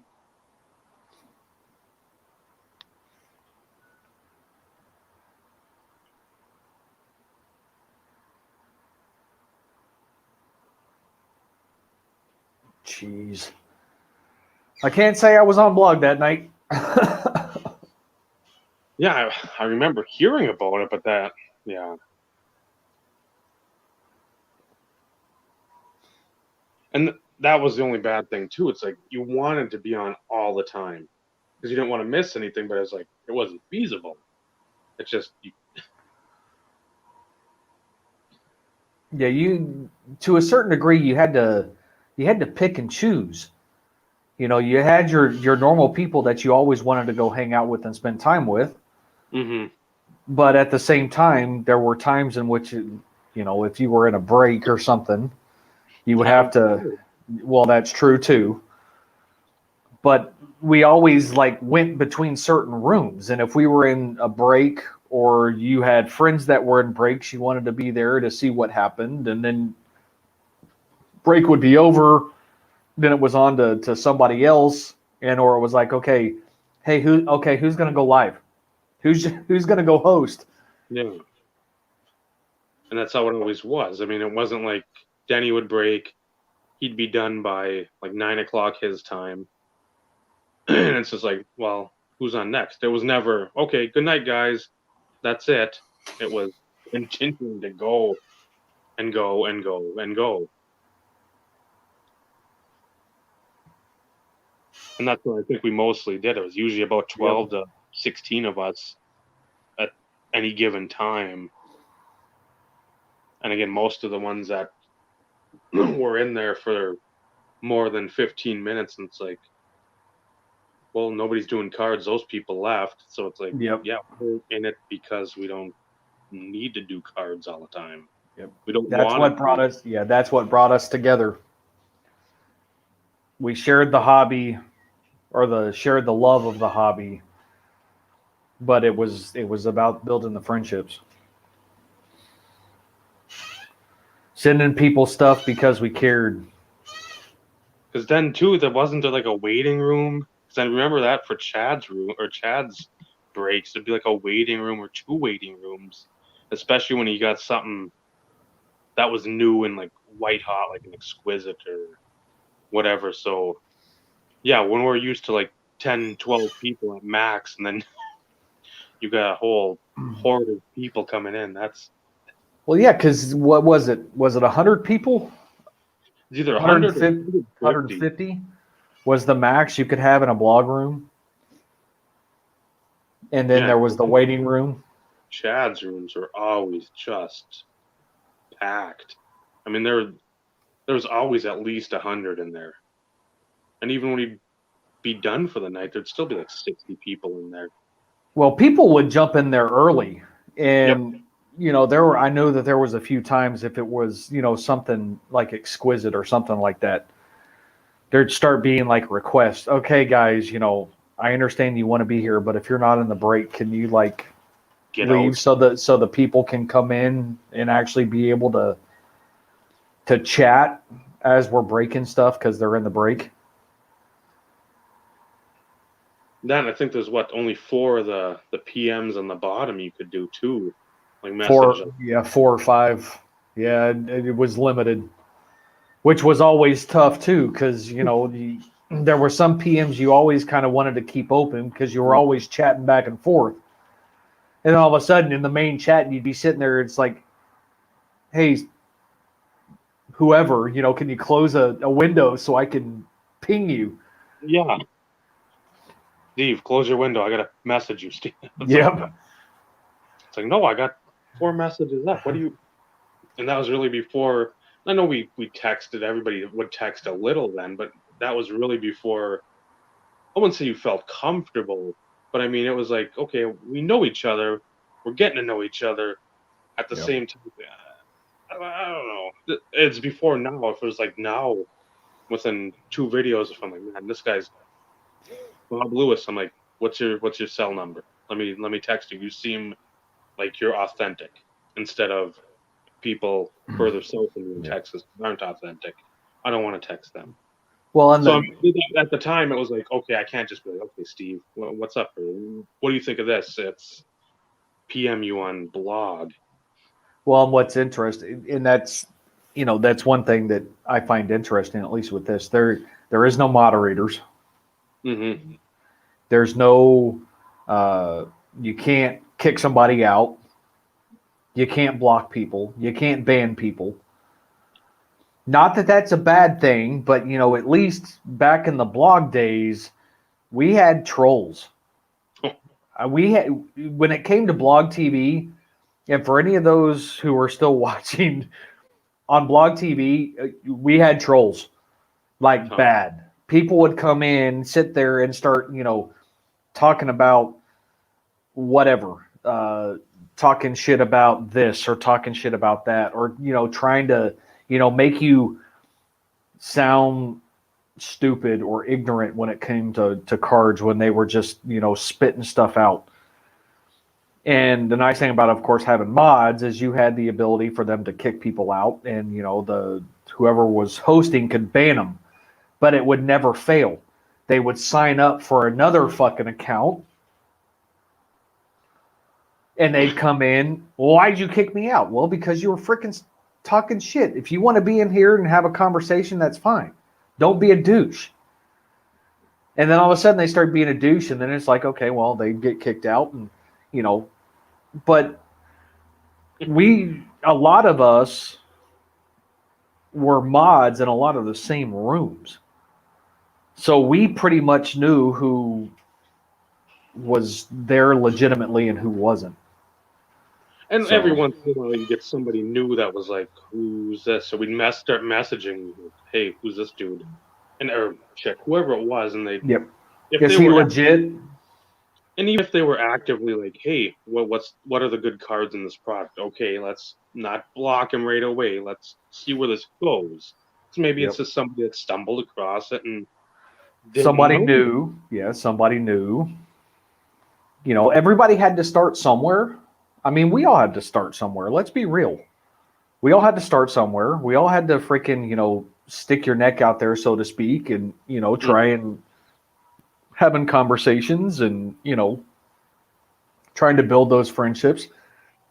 So everybody has to start somewhere, which, when not me specifically, but, if somebody was doing razzes or if they were doing people, we were in group break rooms and we were, mods and everything else, everybody would ask. We've all kicked our fair share of douchebags, Chris. But everybody would ask, hey, can anybody vouch for these guys? I've never seen them before. I want to make sure that, because we all knew a lot more people. We were a lot more close knit, so to speak, between all the various relationships within that whole dynamic. Usually somebody knew somebody or somebody, and it was one of those in which very rarely did we have any problems, I guess, when it came to, razzes or group breaks and stuff along those lines, because people would vouch for somebody. Mm-hmm. Yeah, I mean, I don't remember everybody. I mean, you knew most of them. I think one of the times, I don't know if I was when I had my internet issues. I think it was like after one of Seven's contests when they had the shower video, then the mule milk, and then I was having internet troubles. I was gone for maybe like a month or two just because of that fact. I wasn't making the videos as long as I would because I go to the library and upload the stuff, and it took an eternity there. But that's, I think, one time I was in a blog room and it was Wonder Boy 83. I'm like, who the hell is this dude? I'm like, I don't know him, and somebody's like, well, he's Michael Phillips.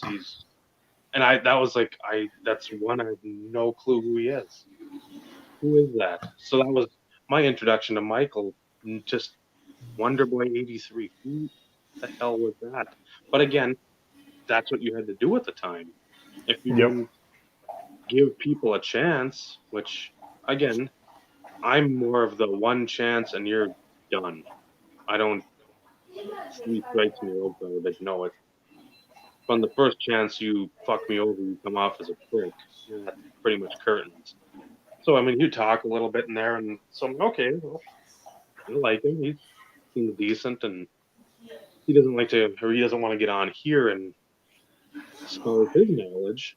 So I'll make sure that people know that he's one of our, probably both of our best friends in through the hobby over the years, just because his laid back demeanor and propensity for not starting drama or falling down on his face or any of that stuff. I mean, he's just a good.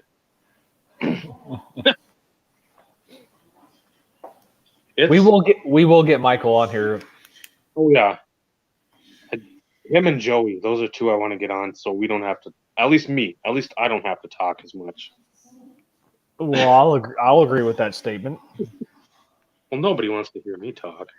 Nobody wants to hear me talk.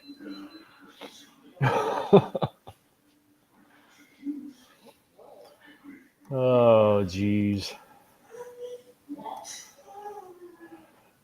Nobody's out to get you, Dave. No, there's the vehicle's parked there. It's a turn. If you looked at the fuel truck getting stuck, one of those videos back from like the spring. Oh, yeah.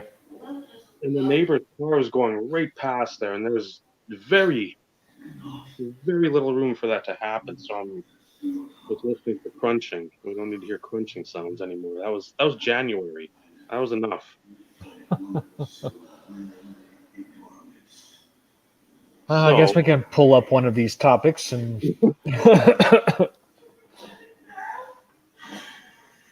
I'll go with, and that was sort of like the Dilger card of that. With this, it was an hour ago we brought it up, but with that, it was sort of it wasn't a card I needed. It wasn't something I desperately wanted. It's a player I enjoyed. I had him for fantasy football for a couple of years. But knowing the rarity, seeing that Kevin Hardy sell for 400, knowing that Dilger is a better player, knowing that the Colts have some pretty big fans, knowing that he played with Manning a lot. No, you No, didn't. Chris, you didn't. I was never interrupting. That was one I'm like, do I haggle or do I just sit there and buy it and say, you know what?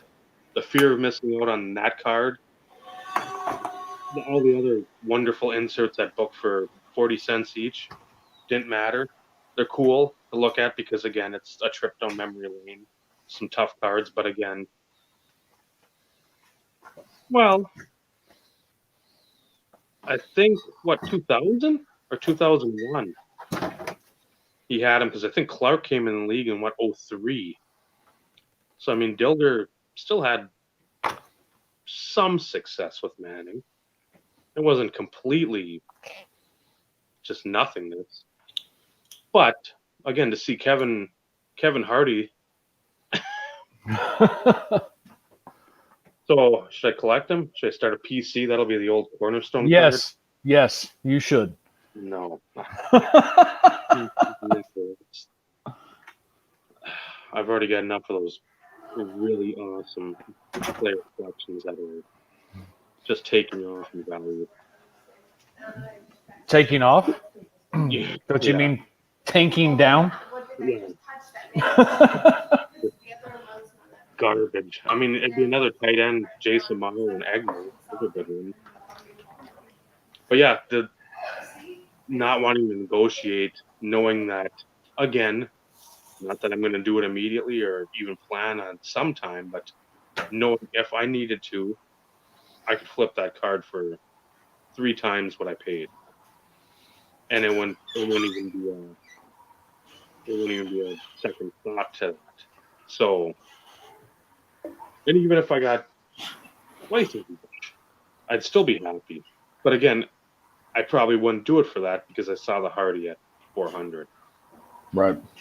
But again, that's something a lot of times on either bids or like if you have to make the quick decision to buy it now. It's like, debate. oh shit, Yep. that came up. It's like, oh, do I just hammer the bin or do I dicker? And that's the thing I've gotten burnt on is dickering because I want to save money where I can. Just because again, you don't need to pay full price. You don't go to the auto dealership and go on the floor and be like, I want that Lexus. Hey, well, it's 58,000. Works for me. No, you don't do that. Still somewhat on a budget, it's and for me, huh?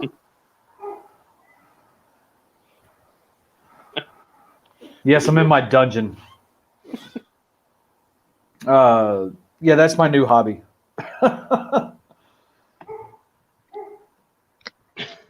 Fear of missing out doesn't affect me so much these days as it did years prior.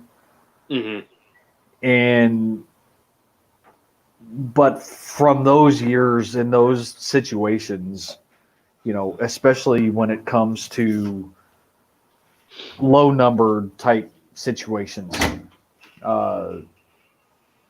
focusing so much on, the autograph aspect and trying to reach that milestone of 200 unique autos. Some people may or may not remember that, that big milestone I had set in my head for the longest time. Missing out on some of those one-on-ones and things along those lines that, it's once you saw the new products coming out and you kind of start seeing some of the designs of some of the cards and thinking that, okay, if this is the base design, the one-on-one's got to be, freaking just badass. So from that perspective, there were always those situations in which, man, okay, I've like blown my budget out of the water, but I have to have this card. If I don't have this card, I'm never going to see it again. And there were times in which I stressed the limit in those times. One prime example was the flawless patch auto. Mm-hmm. I bid strong, very strong, knowing that it was the first tier of flawless, and it was the horizontal, not no, it was the vertical. 101 wasn't the best patch really, but it was part of his nameplate. Yeah. But it was one of those in which I went strong, very strong, thinking that there should be no reason why I can't win this card, and I lost it. And the whole fear of missing out to a certain degree really played a lot in that. It's like, man, what the hell? Mm-hmm.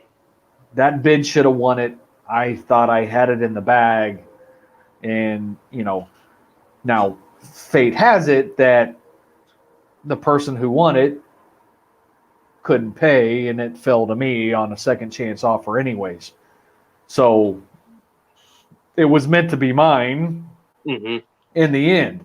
But at the same time, it was like, since you have the other topic to a certain degree, missing out on that card, I'm glad that I didn't sit there and go, well, shit, since I missed out on this one, now I've got to go get something else. At least in that situation, that didn't happen. And where the hell did the card go that I had for that one? Son of a bitch. Oh, it's inside. It's like, wait a minute. Because I had it out here with me originally. But that situation, and rage buying that's left open for interpretation. However, and I'll show the card here in a minute when I go back inside. And this would have been one that I wish kind of Michael would have been here, because he actually knows this story, and you do now, but Michael was heavily involved in that conversation. Tops or Tops Tech, High Tech, whatever the hell you want to call it, 2015.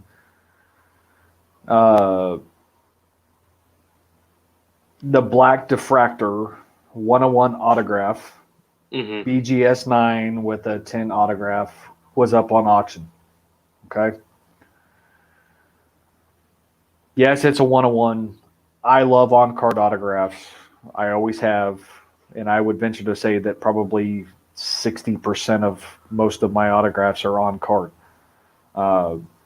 which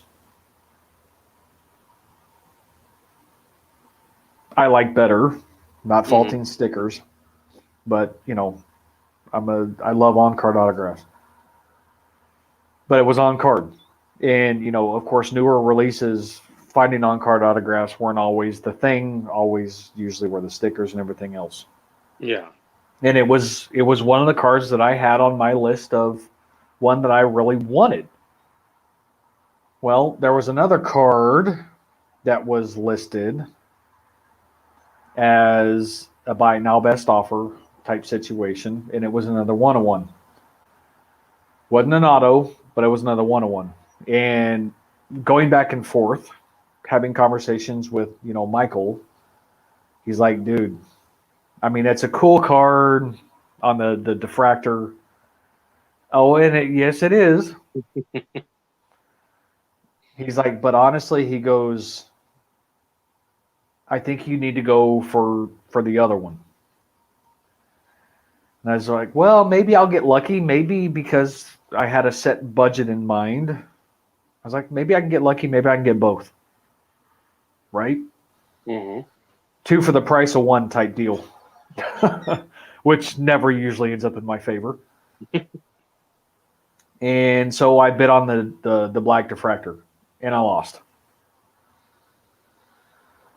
So I immediately, like swivel chaired, I immediately sent an offer on the other card. And I went low. Michael gave me a recommendation of probably what I should offer. I did not listen. I've said it many a times. I'm a cheap bastard. Yeah, I, well, I have a budget. I mean, let's be real. I have a stricter budget these days. And I submitted the offer, and it was declined. It wasn't auto declined, but it was declined. Not even a counter. So I was like, all right, screw it. So I put in the offer that Michael had suggested, and it was accepted. And it's one of those in which it's not a card that normally I would have thought to have, but at the same time, I'm actually happier with the one that I purchased than if I would have won the 101 diffractor. And I will show it here in a minute, so everybody can see which card I'm referring to. And it's a beautiful card. And for the most part, I kind of shut off a lot of my card purchases for Terrell Davis up to about 2014, 2015, give or take. mm-hmm. A lot of the newer stuff, if I do happen to pick it up, it has to be something that catches my eye. It's one of those in which it's got to be visually appealing to me. And it's not just from a rarity perspective, it just has to be visually appealing. Anything 2015 and prior, it's still a different situation. Being a super collector, at some points you have to put a cap, I think, on the years in which you're trying to go after. Mm-hmm. Especially if it's somebody who goes into the Hall of Fame and things along those lines, because manufacturers are going to continue to produce their cards. So to me, and this is just me and the way I think of things, you have to somewhat put a stop gap on where you focus, because if not, it's going to get to the point to where you're just going to wear yourself thin, and you're just not going to be able to keep up, and then you could potentially get yourself in a situation to where you've made rage buys or buyer's remorse for buying stuff that maybe you didn't really want, but you're doing it because you're focused strictly from a player collection perspective. Just my 2 cents. Yeah, and I mean, you can pick up, let's say, like a Marino with season Panini Prism. You don't have to finish the rainbow. Let's say you want to get the gold as your top one. You can still go through that rainbow, pick out the colors you really like, and put together a nice, not a complete set per se, but the set that you enjoy the most, and still be happy with it. If you're going to try to do that for every product out there that's got Merino Immaculate, National Treasures, the Panini Prism, if you want the black finite back to the base, you will go card poor. You may be happy, but you're just gonna run up debt. Unless, again, you're selling your advice on YouTube and Instagram and people are buying into it. But yeah, that's why I'm sort of glad most of my players that I look for, I've either passed or dropped. I could go a couple of years later, but I don't want to get into the cup stuff, the stuff for the cup. It's just I start getting like those scripted swatches. It's going to be $300-400. Yep. So this is what I settled for. Settled for. But I couldn't be happier. Yeah, that's Because this looks 10 times better. Not that I've seen a black diffractor, but I know that this looks 10 times better mhm. than that black diffractor. And not that you're selling that at any point in time, but again, the trajectory. Don't want to. It's the Panini Prism stuff has been on fire. Yes, Chris, you can. Some nitro, but that Panini stuff has been on fire. So anytime you get that finite, that's we talk about investing in a certain sense. That is a good investment card because again, you're not. There's one of them. There is a finite amount. Yep. That parallel will always be will always be one of the most sought after parallels, just because it is gorgeous of the non traditional superfractors, Yep. and it's the way Panini Prism again. Will it bottom out? More than likely at some point.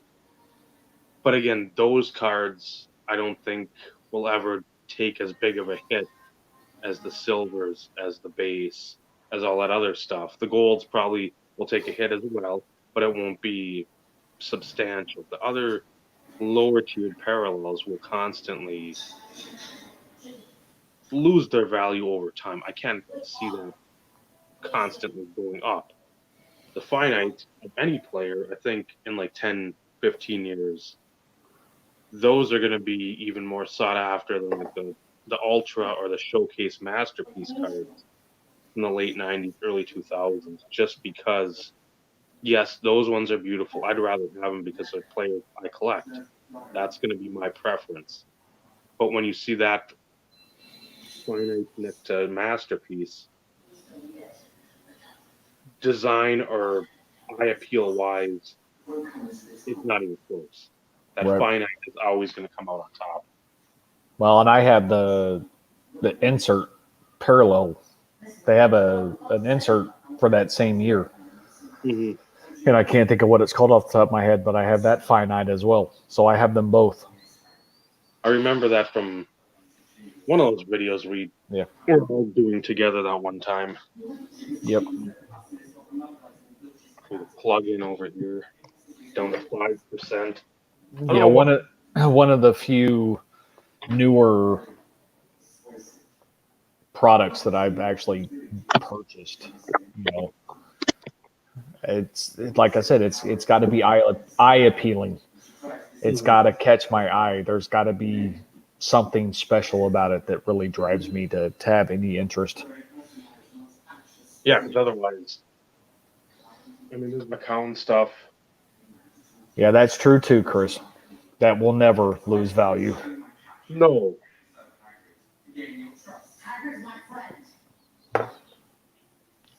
no, not, and I'm not saying the one-on-ones will lose value, but where the Prism stuff has spiked so much the last year. Finite. Yeah, I Early superfractors, earlier year superfractors, when you could actually tell they were a superfractor, it's that I'll call it a wash. But the 50, superfractors now, they're just the Panini version, and the then gold vinyl. I don't care for because again, you're ripping off the Superfractor completely. But and I haven't even really looked at like a top Chrome base in the last I don't know how many years since. Well, this is probably the no. There might be a Padres one with Johnson. But see Right. that's you That's the know thing. what that is by Exactly. looking at it. What year was it that you could barely tell? 15. Was it 15? 15 football was garbage. They had that black and green border, and like the background on like 98% of the cards was like dark, so that none of those champagne swirls showed up for shit.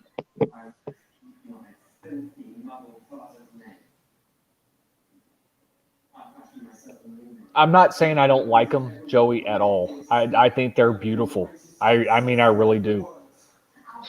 But there's something there's something special about the finites that stick out more to me. Take care, Chris, man. Good seeing you in here. Have a good one, Chris. Text me your address, please. Come back anytime. But I mean, there's just I don't know. And I own two superfractors. I do. And I love them both. But I've always been a Topps Chrome guy, a Topps Chrome guy. So it's hard for me to say that. But since Topps Chrome is no longer a thing, which is very disappointing for me, to me, finites, I paid more for my finites than I did my superfractors. Just saying. And I got lucky with, I think Johnson's only got 2012 Prism Auto. And I was able to get that. I was able to get that thing for like $25. The finite Prism? auto. Yeah. So that was another rare steal for me. Whereas that one, that super cost me, I think 150-ish, where I did not want to pay that. But again, that was the FOMO right there, where I was like, no, I'm not letting somebody else win a Josh Johnson card. It's not going to be acceptable.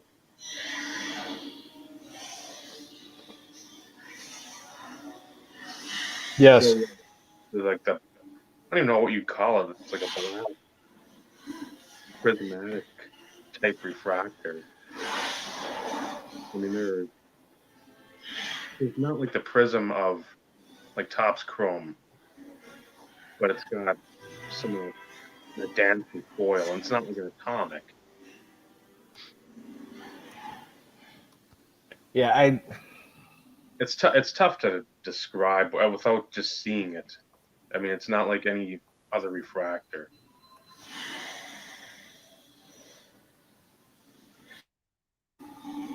yeah, I'd agree. Yeah, because I mean, I have my two supers and I have my two finites. I'm trying to think if I've got anything else for. I might have a McCown finite. I think I'd have to look through like the Jason Morrow box. I don't even know what I've got of him, but I think I've got 3 or 4, maybe 5 superfractors of him. But again, it's Jason Morrow. I don't know if I've got a finite though. And that's the thing. On one of our further episodes, we'll go through one of those topics about enjoying what you've got, because especially with some of the stuff I've built up, I know I should be going through my stuff a little more and just I don't need to know every card I've got, but I should know, okay, I've got X amount of this player's one-on-one cards, or what big ones I need for a few of these collections, and I don't. That's on me. But yeah, that'll be another topic for another time. That probably could go the whole show and talk about that.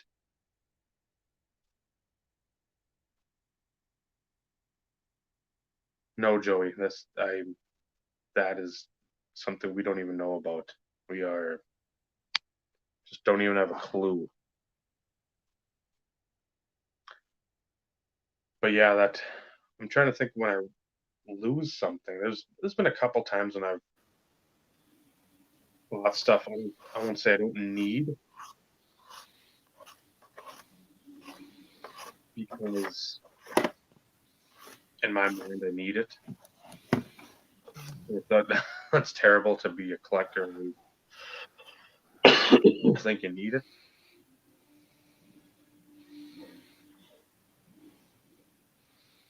That's the 89 tops design. Yeah, I believe so. And then there's the mini. Okay, and then there's autographed ones too. Yes. And I've only seen one of the autographs, and I didn't even try. Yeah, because that's stuff I'm sure stupid high. Well, and that's the. It's one of those in which, and I hate to admit this, but it goes along the lines of what Joe just said. As a super collector, you would think for the most part, I would know what I have and what I need. But when you're talking about so many, over 5,000, I think, different cards, that's a lot to keep up with. Mm-hmm. I mean, there's quite a few of them that I know just by looking at them. But when I start looking back, like 95, I pretty much know every card that I'm missing from 95.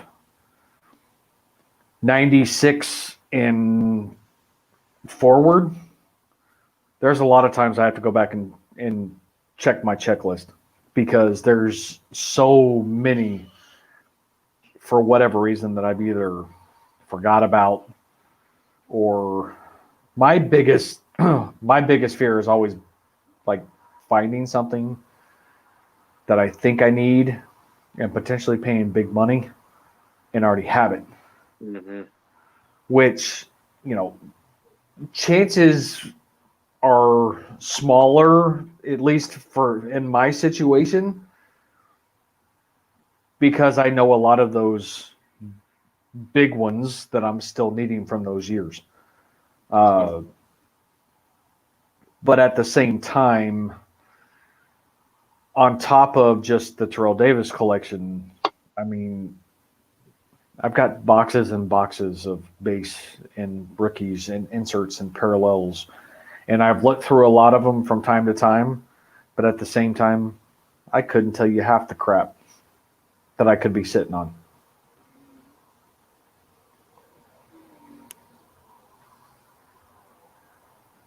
And And that, that's yeah, got to be hard too.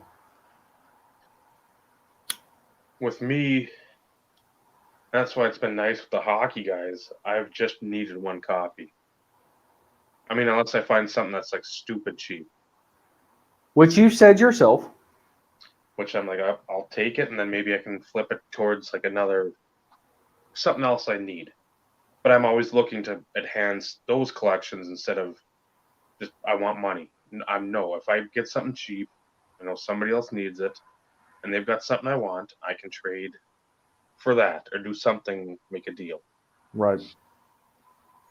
You do too, Joey. You just don't want to admit it. So I was going to ask the question, do you consider yourself a super collector? Because you just reached your milestone, 100 autographs.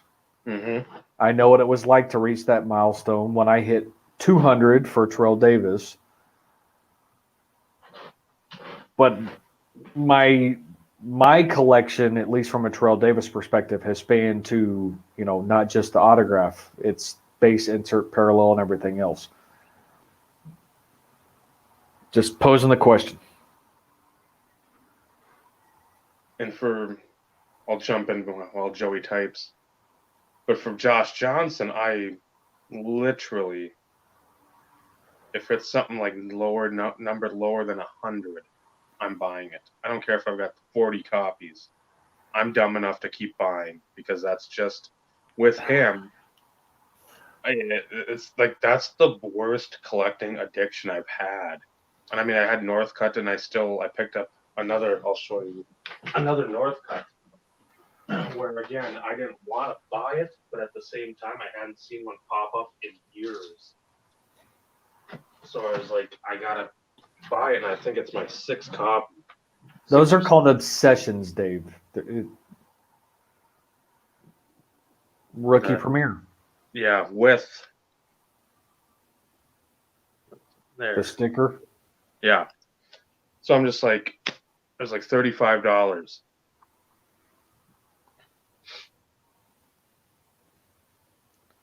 Okay, so I'm going to pose the question, and you may or may not have the answer, and I'm not looking for like a defined number by any stretch of the imagination. How many different star cards are out there, roughly? And I know you'll have to type and everything else, but just to kind of give you an idea, and mind you, I know star is, way back when, so his base cards are limited to the number of, manufacturers during that time span, all the way up to, a lot of the newer products, and then starting to see inserts and parallels and stuff along those lines. But knowing that you have 100 different autos right now, my guess would be he probably has close to 250, maybe 300. And I'm just spitballing numbers here. But from a total card count perspective, he's probably maybe at 2,000, maybe.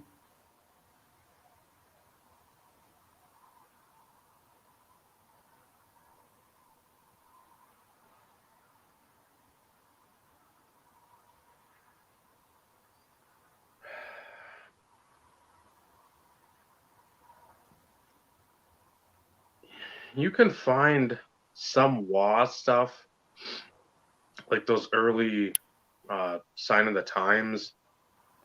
I think it's 97, 98, and 98, 99. Those are, you can spend like $60 on them. I mean, again, it's not Ultimate Collection or the Cup or something like that. If you're talking about that stuff, yeah, you're gonna the better stuff you're gonna pay out the nose. Which, again, I don't know.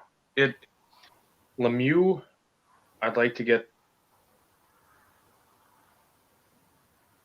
the Leaf or the Elite, one of those two from like the mid '90s. I think that Elite series, he has that. That's where I'd probably put my money towards for Lemieux stuff, because again, anything like the be a player stuff, especially the Ultimate with it slabbed, and that stuff's super limited to begin with. Yeah, you're gonna be paying boku bucks for that. Gretzky, his low end stuff is still probably 150-ish. Brodeur, he's cheaper. I mean, there's people that are out there cheap, but yeah, Lemieux, Gretzky, Waugh, and I guess Hasek too. I haven't looked him up at all, so don't quote me on that. But Hasek would be another one that I'd imagine is a very pricey endeavor.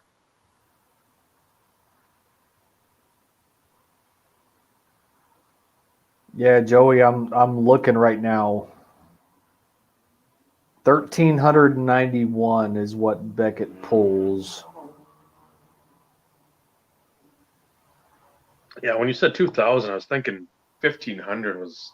Because I'm trying to think of like all the regular sets or like the base sets, and I'm like, they haven't put Star into that stuff. Like I said, I was spitballing. Yeah. Anyways, And it shows I'm gonna make sure to criticize you though. I gotta do that. autos 385. And see, and this is one thing I hate about the way that they have the attributes listed on Beckett's website. So auto, it shows 385. Auto sticker is 262. Auto on card is 93. And then auto cut is 44. You add those three together, you get way over 385. But I'm also guessing that that'll include like your dual autos, your triple autos, and anything along those lines, though, too.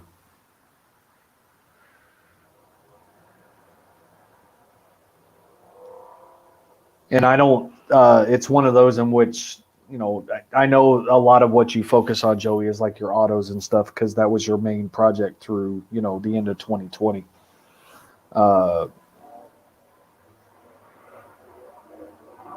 But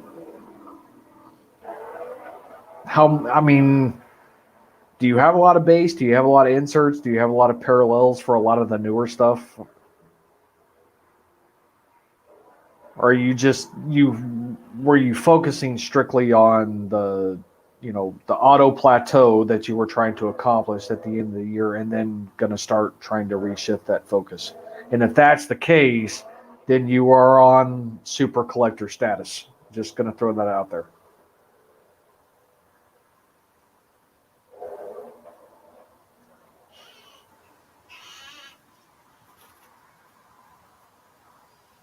I just have to throw that out there. But then again, we've had this conversation before. Super collector status is subjective. It's always going to be subjective. But, at the same time, even if you strictly focused on autos of one player, then you could still consider yourself a super collector. So just throwing that out there, which is not a bad thing either. It's got to be worth what you're paying for.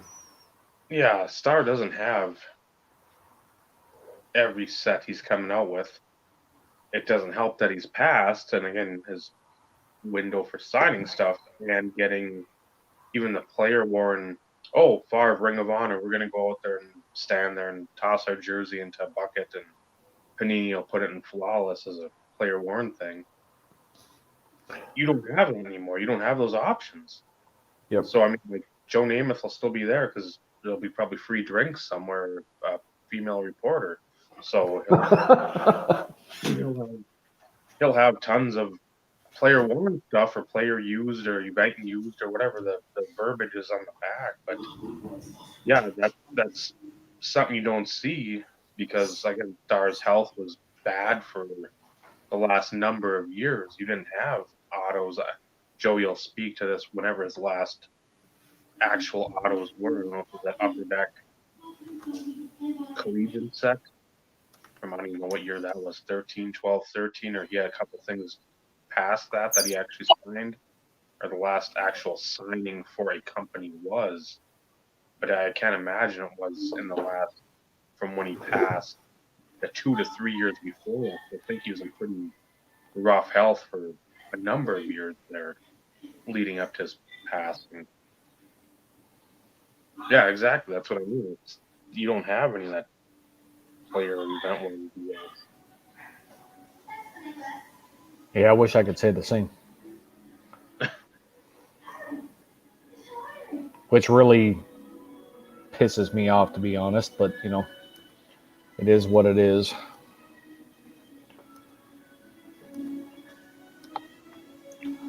I have to contend with that quite frequently. And that's why I'm glad all the guys for the hockey have stopped at 03, 04, and previous to that. So there's a finite, relatively speaking, for the game use stuff, and even that stuff really isn't the focus. Like, you get something cheap or something's pretty cool, I'll pick it up. And then all my other players that I've collected over the years have amounted to jack squat. So I don't have to worry about them being in something down the road or, oh, he's got the Marlins Ring of Honors inducted Josh Johnson. The Marlins won't even have a stadium to induct anybody on. It'll be a parking lot. So again, I've got nothing to worry about there. But yeah, I like Bledsoe. I looked at one of his cards out of 2020 Donruss. It was like, and I don't know why. If this couldn't have been the most touchdown passes he had ever thrown, it was like 28, and that was like the parallel number. It was like to 28. I'll throw a bid on it. I really don't want it, but again, it's a low number. Those always, if you don't try to get them, if you really want them, they'll bite you in the butt down the road. So again, I put like a $10 bid. I lost, but it wasn't something I wanted. So I don't know. I'm glad. Like I said, none of my players are going to be in any of this stuff down the road where you have to worry about player worn or event used or autograph signing at the local diner sat on. Or I don't have to worry about any of that, which is nice. Unlike you, unlike some of these other guys that are going to have to Elways, Marinos, Emmets, and going forward too, because again, you don't have that huge supply of worn stuff around anymore. You burnt it all up. Everybody burnt it up in the mid to late 2000s. Yep.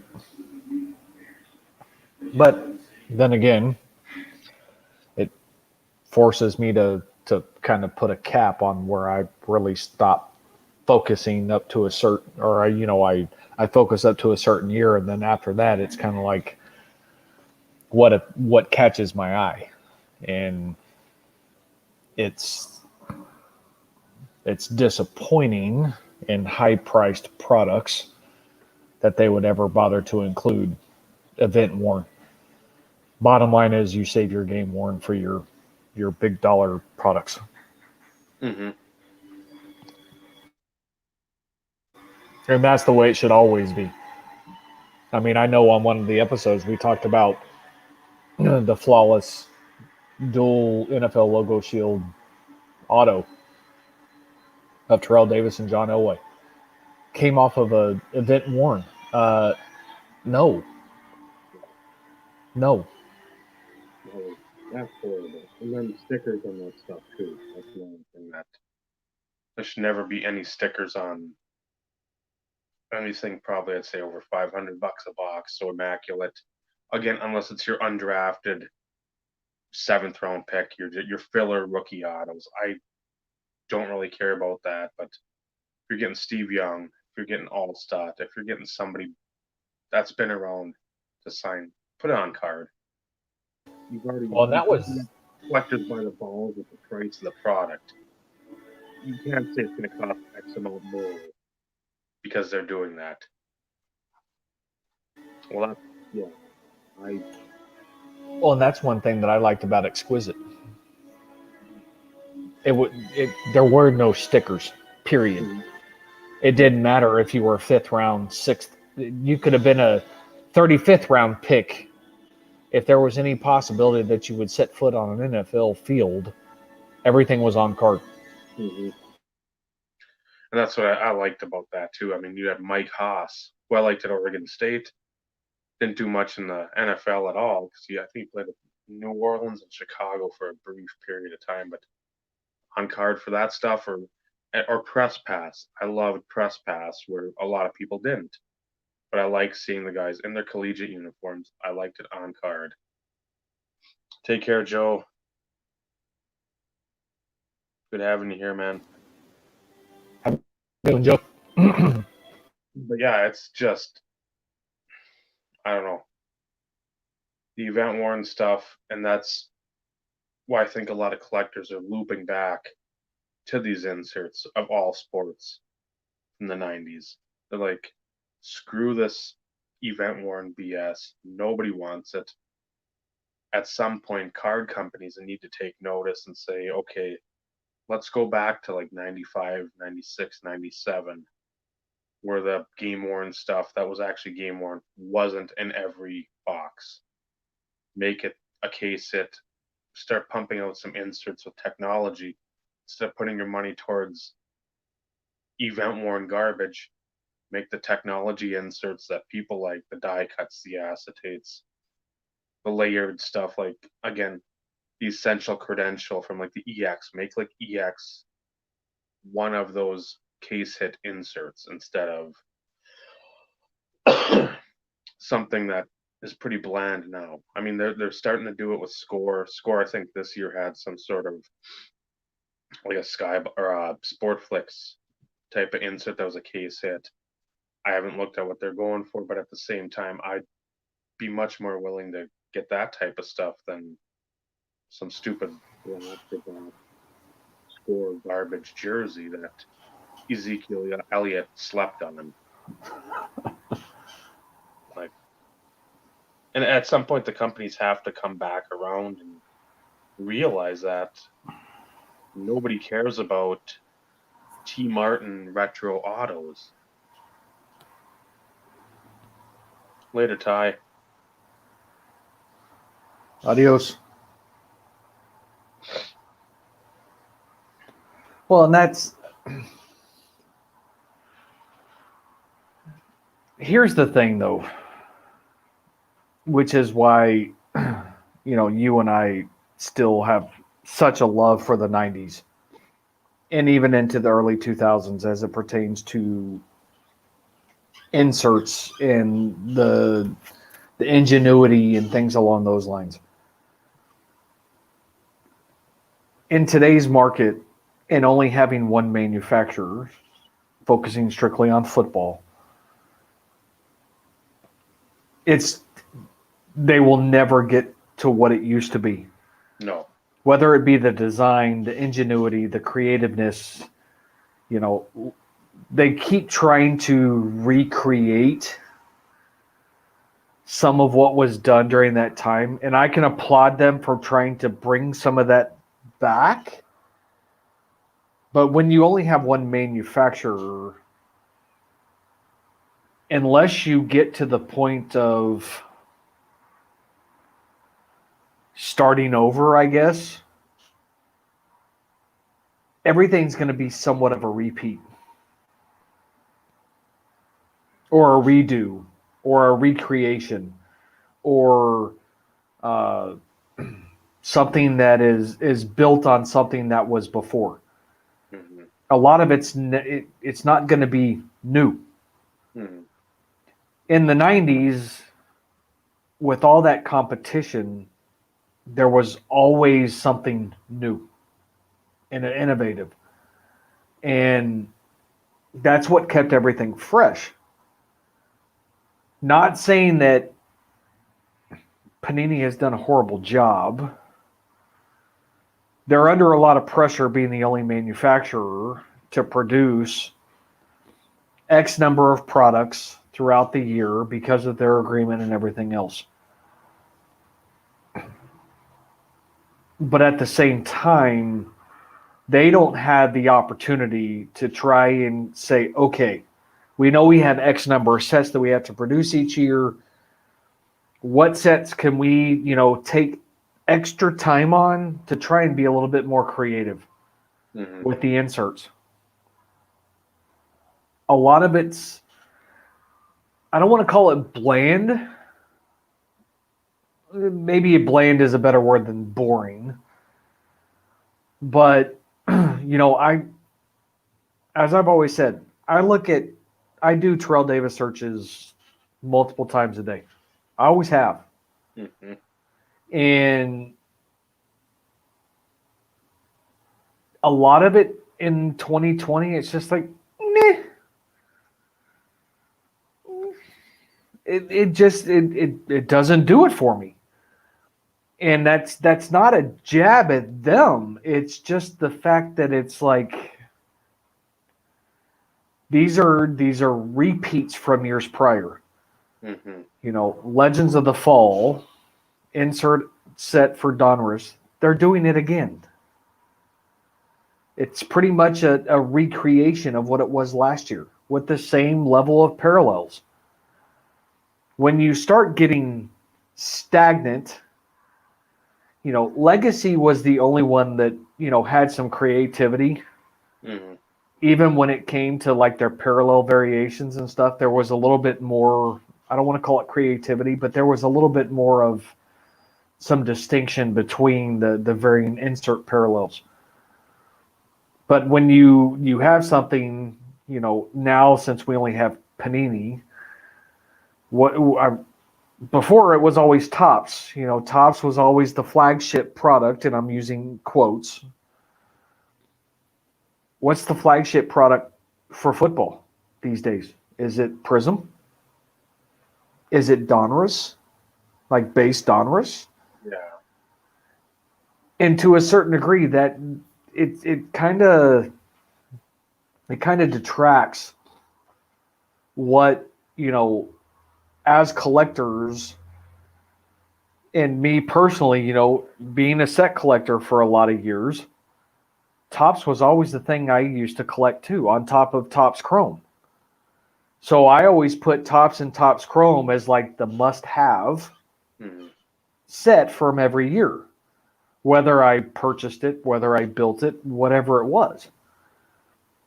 But now, from a football perspective, you have one manufacturer. So what's the key rookie? Is it Prism?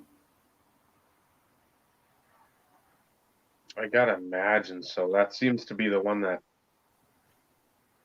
because again, optic, but that isn't even, again, Prism seems to be the Topps Chrome, even though it's not Topps Chrome. I don't know how you'd flip optic into there if that's just sort of like Topps Finest. See, Donruss, Optic to me still seems very much Topps Chromish. It's well, just yeah, on thicker cardstock. yeah, and then Donruss would probably be Topps, but Topps, again, their rookies were, I don't know, it's just, they're more about parallels, and every parallel has to have the same numbering or relative same numbering.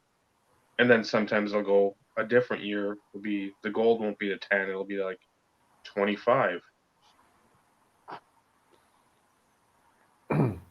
Well, I'm a I loved Pacific. I loved it. They were always one step ahead of the curve, in my opinion. And they never went to the extreme, Mm-hmm. but they always kept you guessing on what was next. You know, yes, they had serial number parallels with premiere date and stuff like that, but the die cuts, the just, and I'll call it wonky, crazy, funky type things in their head. It just, they were ahead of their time, and I would love to see Pacific back in this hobby. I would love it. Yeah, they had when they started getting away from like the inserts and when they got more geared towards like the game used stuff. So remember private stock for um, baseball, I think was one of the first sets I remember with one game used per pack. And then it was like SP game used, I think came out that same year for baseball and had one game used per pack. And I'm like, man, this is probably not the best idea because they didn't have anything for like inserts. It was maybe a one insert or two inserts, and they're easy to get. And I'm like, okay, you got like a private stock, then you have like a patch variation. So I think football had it in 2000. Was it one or two? I remember SP Game used in '02 for sure, but I can't remember if they started it before that or not. I might, I don't know. Might have been '02 the one I'm thinking of because you had a jersey, you had like the patch variation, which was numbered to whatever number, but then you had like the die cut of the team logo, and that thing was like that big on the card. And then there might have been like 2 or 3 other die cuts on the card over like the jersey swatch or the patch piece. And it's just like, okay, you're getting way out of hand with this stuff, and you're getting away from what brought you to the table. I don't know if you're just you feel the oven's getting a little warmer and you're going under soon, which I think they did after what, 02. I don't think there's anything 03 Pacific. There might have been hockey wise, but I don't remember much of anything. 02 is the only one that kind of comes to mind right now from a Pacific standpoint. And I remember that, but it's just like, I don't know, it was like the sticker dump of that Tops, whatever Tops product that was, the one auto per pack in like 2015. Oh wait, hockey was a couple years later, but yeah, it was not baseball, but football. Never really had anything for basketball, I don't believe. Maybe was it Grant Hill or Rasheed Wallace rookie year? They had maybe some like collegiate type cards. So I remember a gold crown die cut, like either Stackhouse or Rasheed. But again, and that's I miss them. I miss Pacific just because they just in the '90s they were just on point. Oh yeah. Everything they did was awesome, and it was like, wow, this card company seems like they really care, or they're really trying to get your attention with the end zone, the net cards, or some like cell cards where you have to have you've got the cell, then you have the other card on top with the image and the Kramer's Choice, which are again, those are some of my favorite inserts of all time. But a lot of stuff. So I'm gonna pose the question real quick. Since we know the biggest issue with Panini is the fact that they have the exclusive, not just the NFL, but they also have it with the Players Association.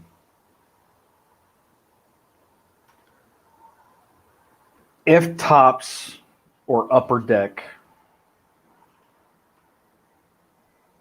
could, of course, I would prefer Tops, but that's just me. If Tops or Upper Deck could produce non-licensed products for football, would you buy it? So, in other words, no logos. Yeah, the pajama cards. I'd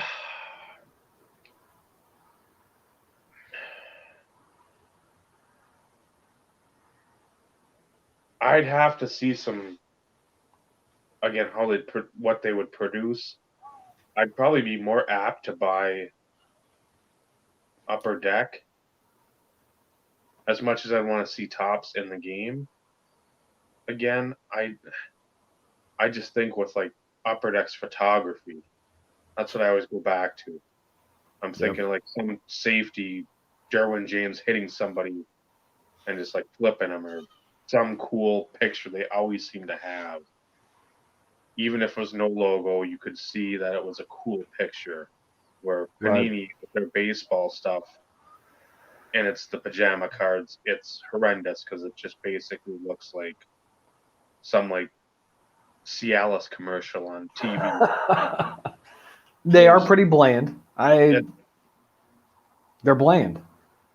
Yeah, and I know there's very little way around it, but when you design the card and it basically looks like a filler card that you've put some gold foil on across, and then you put the player's image on, you're not doing anybody any favors, and it's the same gibberish on back. Fernando Tatis made a splash last year. He's going to be great for the Padres for a while. It's like, who cares? See, I agree with Vinny. It's,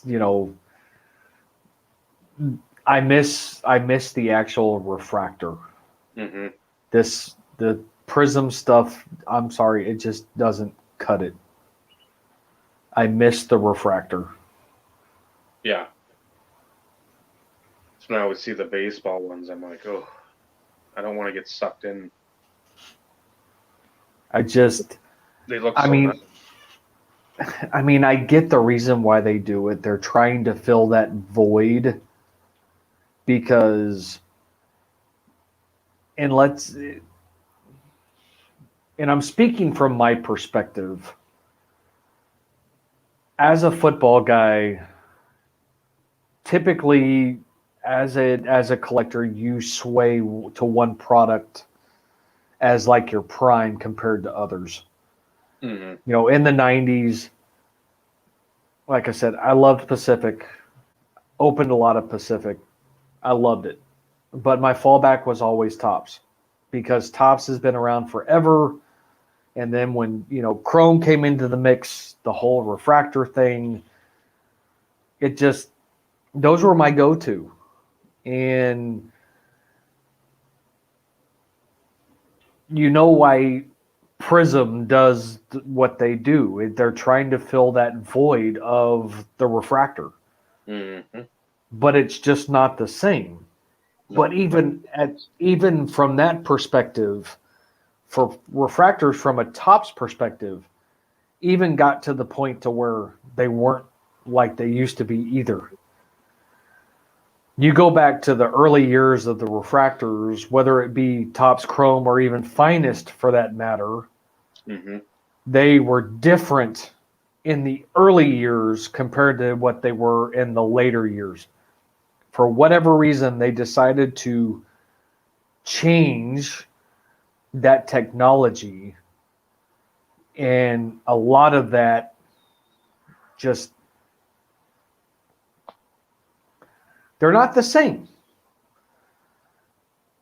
And dependent on what your base design is, though, also dictates how well a card is going to refract with that refractor technology. I mean, 2002, for instance, for football, they're green, Mm-hmm. and all rookies are refractors Mm-hmm. for 2002. And when you have that base design that is green borders and everything else, they just don't look the same. No.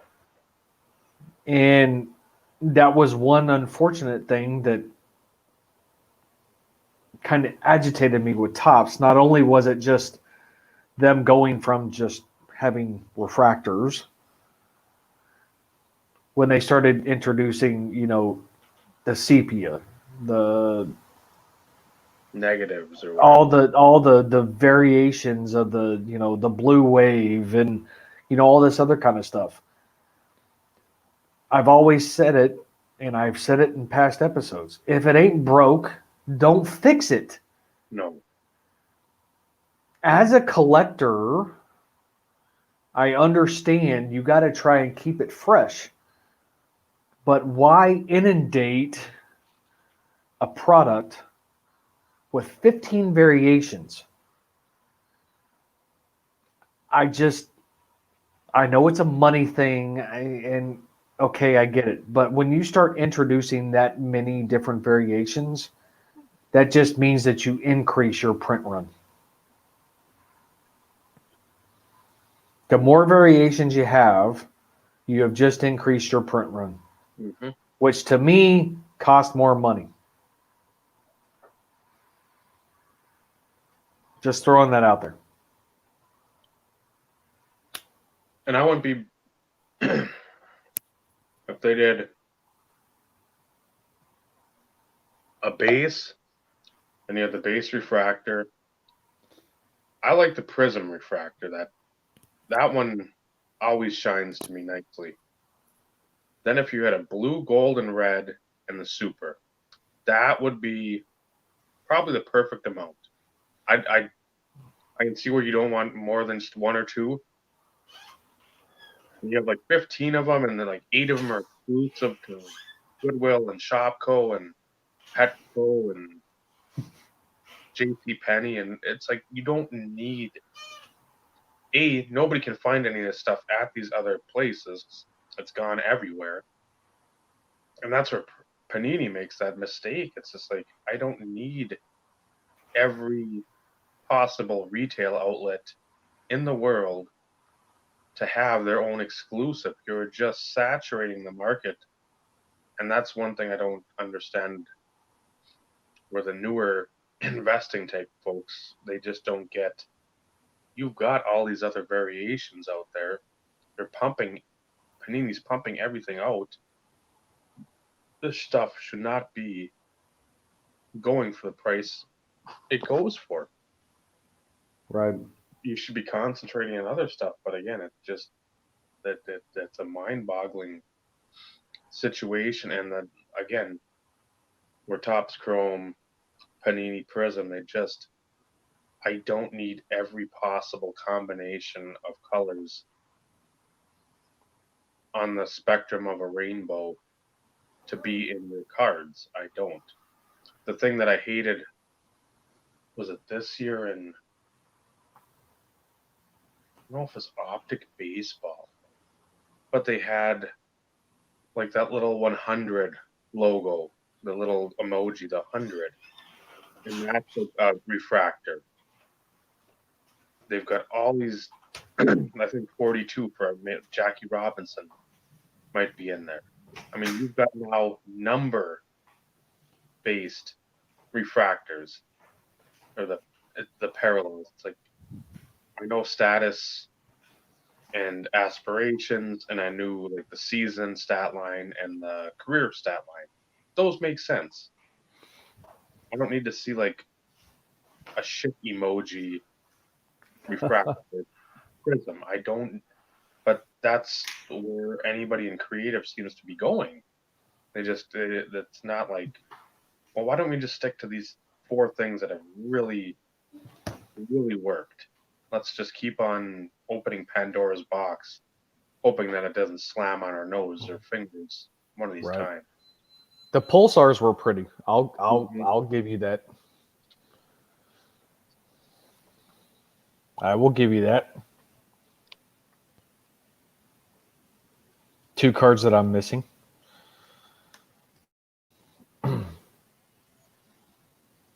From that year of Chrome. I mean, there are some things in which they have come up with that have made an impact, visually appealing, things along those lines. You know, like you mentioned there, Joey, the pulsars. Very eye appealing. Very. But they did it across all their inserts too.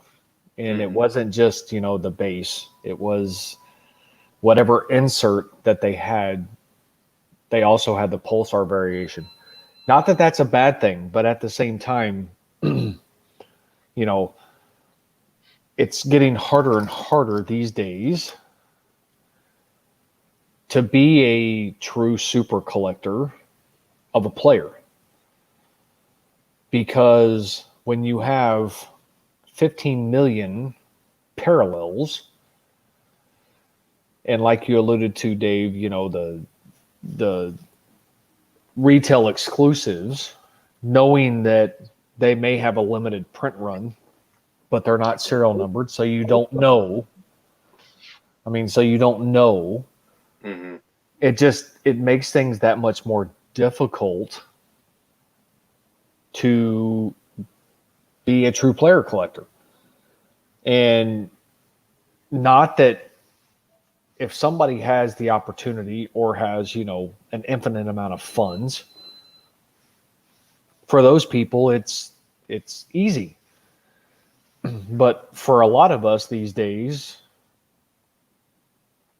we're on a budget. Mm-hmm. And, it still goes back to don't go card broke trying to go to the extreme. Still have that focus in mind of, okay, this is my budget. What can I get on said budget? And still being able to enjoy what you're collecting at the same time. And, that's like for me, there's times in which, yes, I'm obsessive when it comes to my searches. I do them multiple times a day. And by multiple, I mean, like 30 or 40 times a day. And I put a lot of stuff on the watch list. There's a lot of times I do it just to see. But at the same time, because my budget is so limited, much more these days than what it was before, to a certain degree, I almost need to revert back to, okay, what sets do I still need to complete? Mhm. Because there's, in those situations, depending on what cards you're missing and things along those lines, I mean, it could still cost you quite a bit of money depending on what set you're working on and things along those lines. But at the same time, it's getting harder and harder to find stuff for the Terrell Davis PC that I really want, or I feel like I have to have. A lot of the newer stuff I don't care about. Uh, the one card that's out there that's still driving me nuts that I still can't pull the trigger on. You know which one I'm talking about, Dave. It's the one I texted you on. I'm hoping that, everything works out, and maybe later on this month I'll be able to, make that happen because of a piss poor listing. Mm-hmm. But, at the same time, stuff is getting harder and harder to find. And to a certain degree, I could probably focus on closing off some gaps that I have with even some of the newer products up to 2015 of being able to get, some of the base and the regular inserts for, a little bit of nothing, Mm-hmm. go to ComC and close off some gaps and stuff like that. But at the same time, I still circle back and, one of my last videos and showing off some of the insert sets and stuff that, I had pulled aside, and it's like, how can I rejuvenate myself, so to speak, and not feeling like I'm just falling into that black hole of, okay, am I ever going to be able to get something to add to the TD collection? Because a lot of the stuff that I want is way out of my price range. So it's,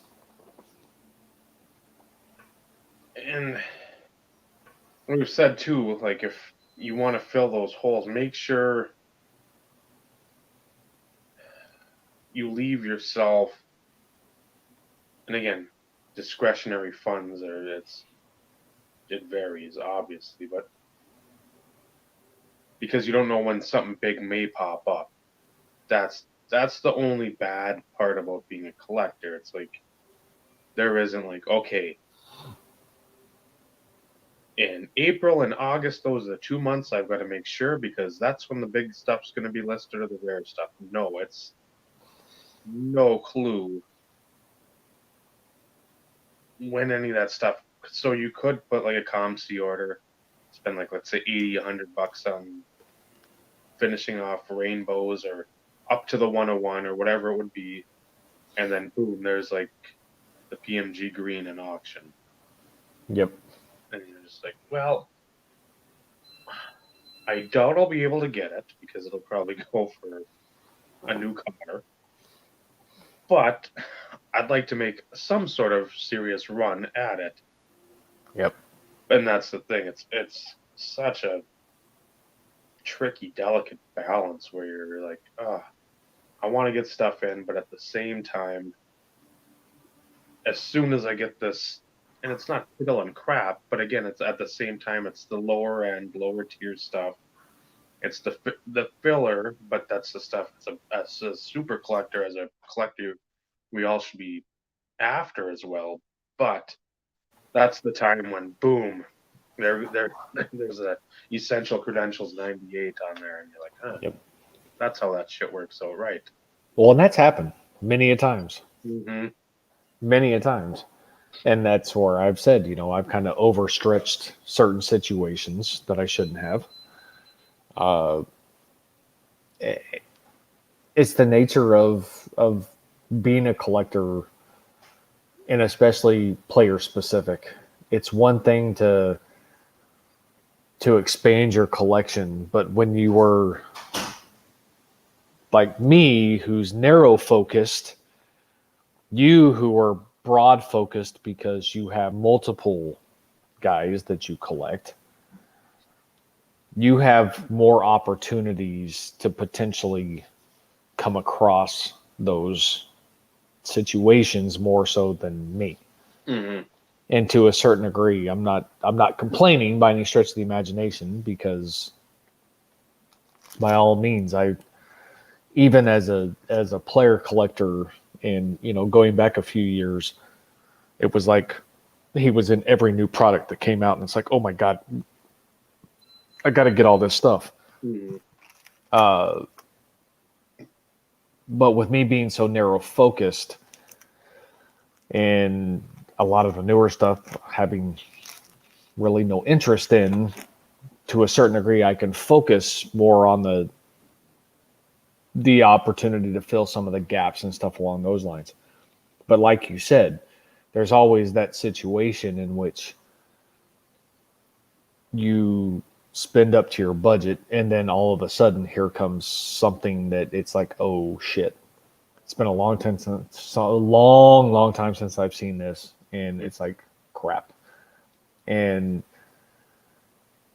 you know going, since you know what card I'm talking about, and I'm not going to spill the beans on here because I don't want to do that, because I'm hoping it does come to fruition. But it's from that perspective, knowing that I didn't do anything the month before, really, there is that good possibility that I can still make something happen this month, because I've only ever seen two, Mm-hmm. and it's one of which, somehow, shape, form, or fashion, I got to find a way to make it happen, because it's always possible that somebody else may snag it up. So,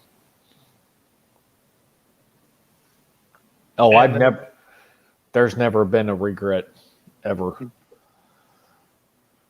ever. I was which doing it. I bring up that FOMO again because there's been times, and again, it's not, and I'm not saying this is like a Juan Soto PSA 10 or Giannis fifth year Panini Prism 10. I'm saying on like a case hit insert from the 90s, which are most of the time tougher to find, of star players, or if it's like hockey, it's the one I'm going to show is one I lost for I think 175, because again, I was still new. Again, I know now that these are incredibly tough to find, but the next time it showed up, it was like 160. Buy it now, best offer, and I hit the bin because I didn't want to miss the card, because I'm like, I saw one, I lost it. There's another one that somehow popped up. If I don't get it now, I do not want to be two strikes. So Right. then that card becomes one that you're just like, oh, I'll pay whatever. So it's again acetate, I think 1 in 350 of WA to clear the ice. Which again, when I saw Jim Carrey, not the actor, the former goalie for the Capitals and then the Bruins a little later on, I think at auction he had went for a little over $60. I was like, okay, there's no way that Wah is 2.5 times more than him. It should be like 4 or 5 times. Right. So I'm like, okay, that was one. And I don't think I've seen that one come up since. Another one would be and I don't have it, I have it over there, but the precious metals. When I talked to, I think, you and Michael, should I pull the trigger on that one? Because again, you don't see them. And then, of course, guess what happened? 4 of them or 5 of them pop up. Which, at the same time, I didn't have a problem with what I paid for mine. And then the other 2 going for less than what I paid for, just because I was happy I got the card. And that's, in the end, what it should matter. That's the thing that should matter most. Because otherwise, if you're always, oh, well, I spent too much, or I could have got a better deal. Well, most of the time, that is the truth. That's going to happen.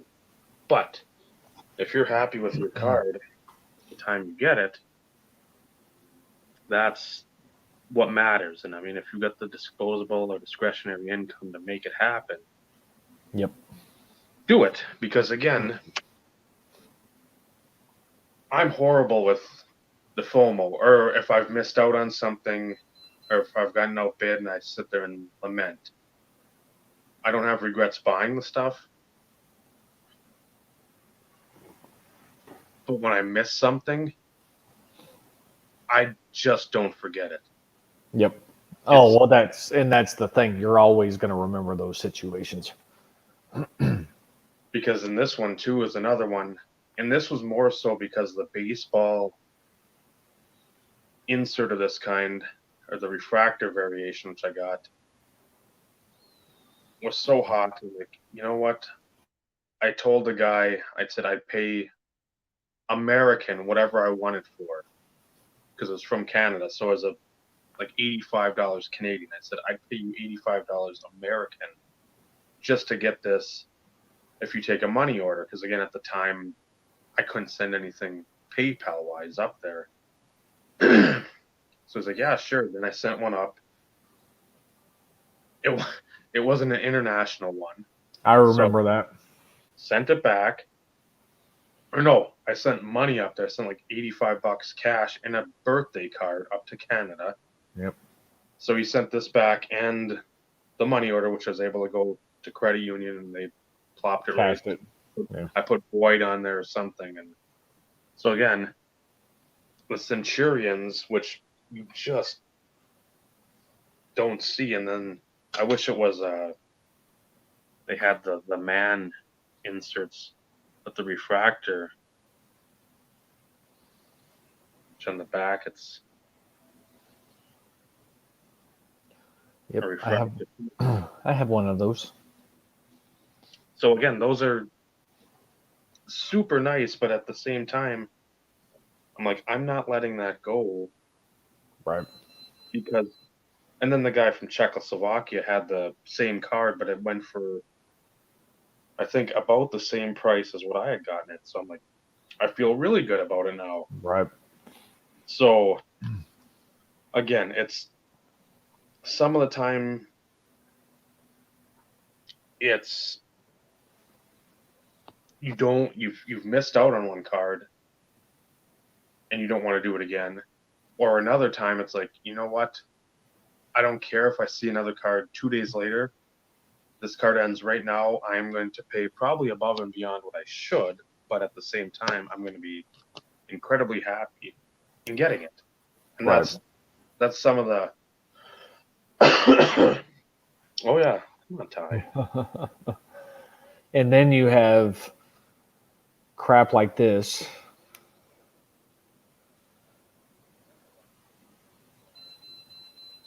New product. Oh,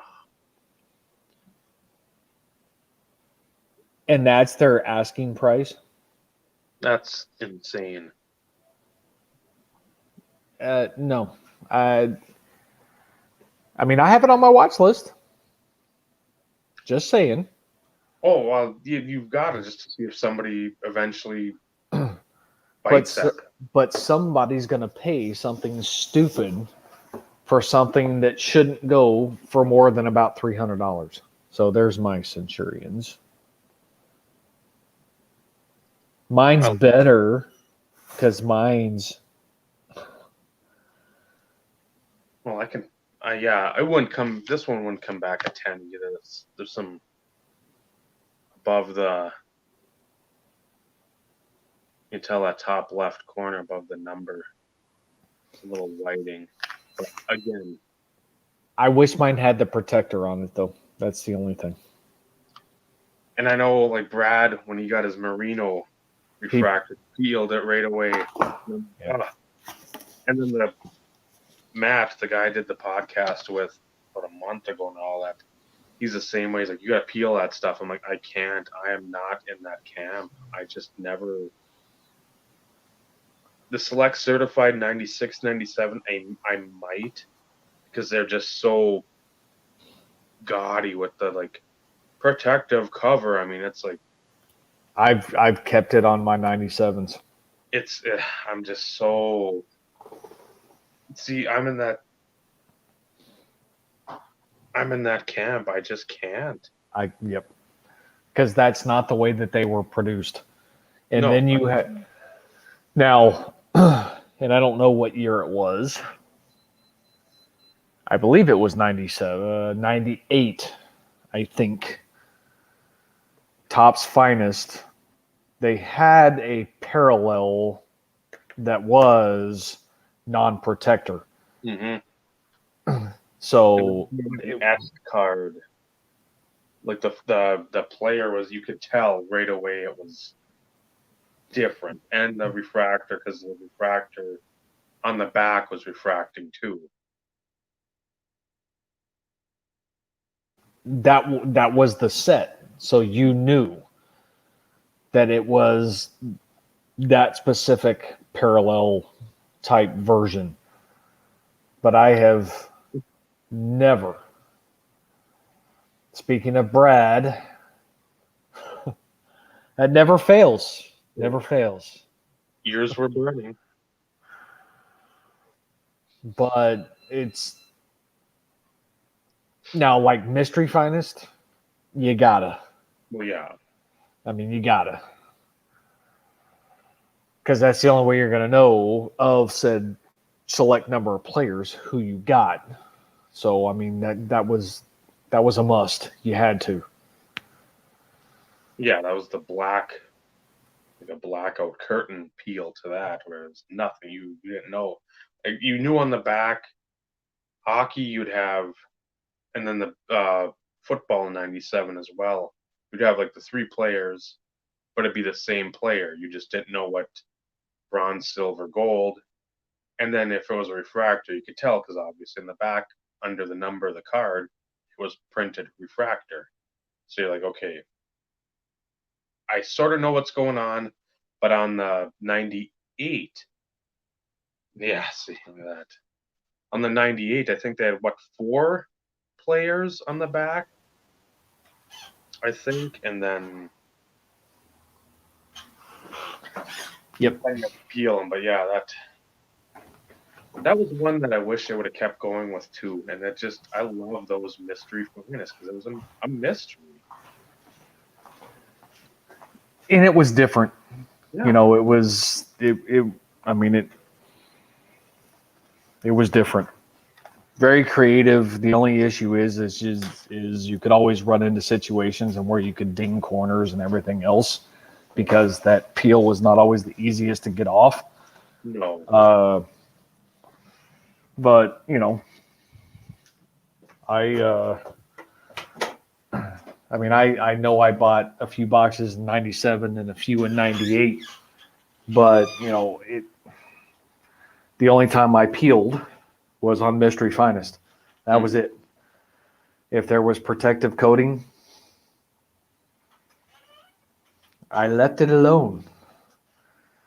And for those people, if I'm not mistaken, for those people who left it alone and actually got it graded There was a premium for those that still had the protective coating on it. Yeah, Brad.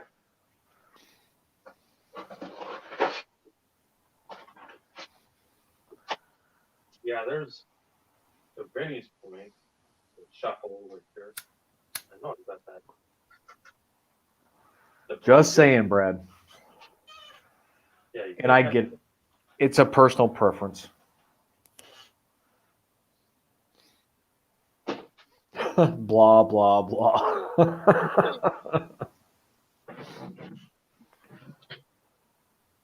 to Vinny's point. There's Brodeur. and on the back, and again, that the only bad part about these, the front can look so nice, and that again, it's a little off center, but the backs are just brutally. Good night, Joey. Later, Joey. That top to bottom is just so off center, but again, you got Potvin, Roder, Hasek, and Blah. So again, I like those. I like the. We didn't know who you were gonna pick, obviously, or who you're gonna get, because. But if you got one where it's like, oh boy, Tyrone Wheatley, Bam Morris, Napoleon Kaufman, I don't even know who else. Trying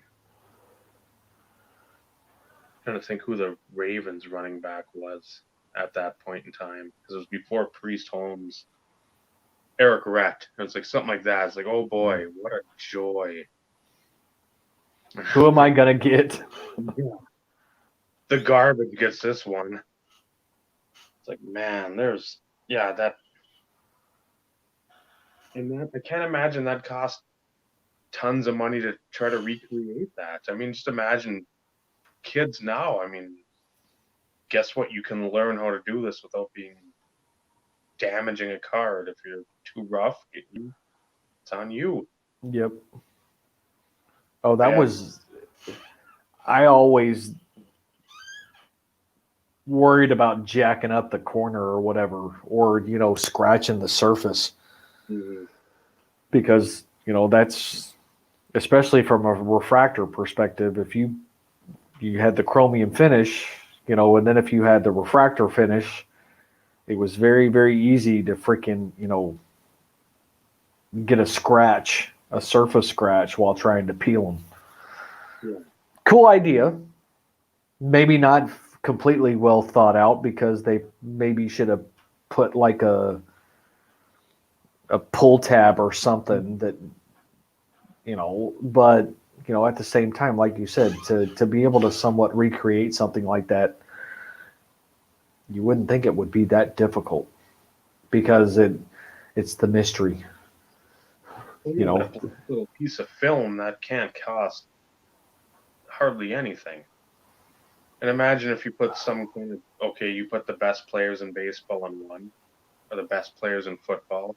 You have quarterbacks, you get a mystery finest. And you can even do, I'd say, you don't have to do every parallel, which they do. But if you did a refractor, you did a base, a refractor, a gold, and a super. Done. You don't need anything else. Yeah, but if you did a super, it would give it away unless they put the serial number on the front. Well, they can do that. Because I mean, there's no rhyme or reason to any of that stuff anymore anyway. Well, and that's true. And that's true. On back, sometimes it's front and center. So yeah, you do that, and you have you pull your card and you look. It's like Deshaun Watson, Tom Brady, Patrick Mahomes, Lamar Jackson. You're like, huh, this is a good card, and it says refractor, just refractor in the back. That's all. Yep. Then you turn it over or peel it off, and it's the gold. It's whatever, 12 of 50. Again, that would be a huge card. Oh yeah. Like Tom Brady, you see that and you're like, oh wow. And again, that black film can't cost anything more than they're putting out now. And you probably get more selling it with the film on it because of the mystery than what you would if you actually pulled or had You peeled it A, off. A, B, C, or D. I tried to tell Brad to win a insert the other day, and he didn't want to. Is that the one that you texted me? Yep. So those baby soft hands don't want to hold that cut. Now, like I said, Brad, I know you said you had your limit, but those cards are ridiculously nice in hand.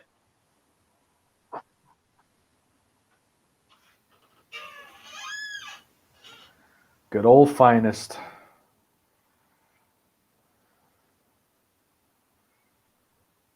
Depends where you're at in Minnesota, Vinny.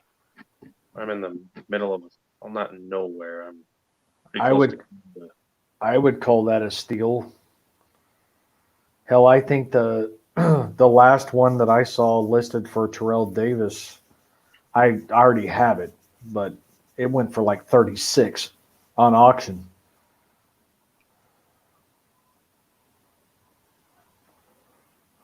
And you're right, Brad. That's where it did end. I mean, if you have a budget, Brad, because Dave texted me, he's like, I told Brad he needed to go heavy on this card. I was like, absolutely. But you know, it's one of those in which if you have a set budget, you know, it's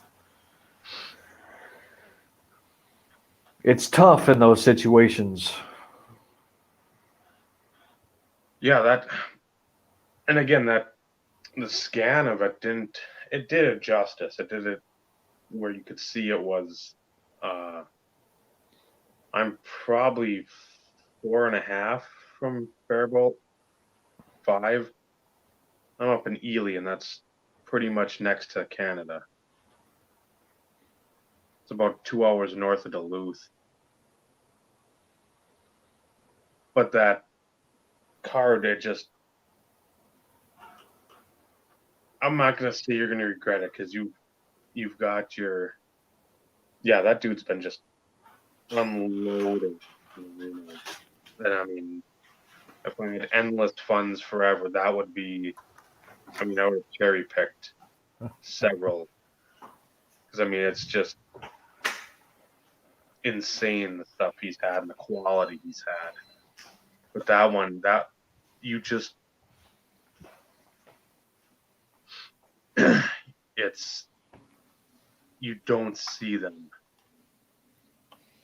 I think I looked again today and I saw Curtis Martin, another one ended, I think the other day. And I think that one for 33. So the one I offered 20 on and the guy took. I'm happy with that. I didn't need another one. I would have liked it, but again, if I would have got it for 25, I would have been great, but it didn't go there. But those, and then there's I always screw the name up, like the race for the cup or something for hockey. It's like the same sort of situation. Gold foil on the side, a circular acetate with the player in it, numbered 100, and those don't show up either. It is absolutely insane.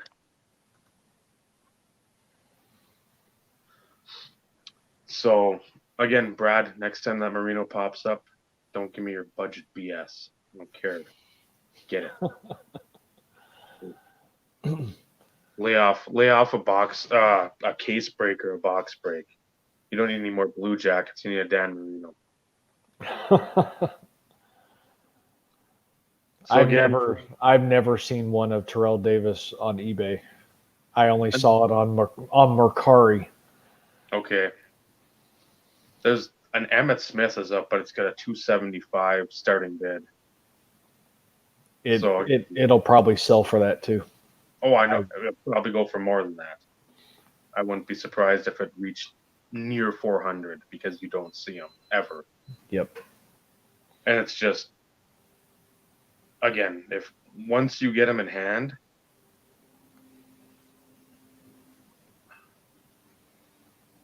Fitzpatrick auto to 2. Huh. Brad, we're gonna have to have a little.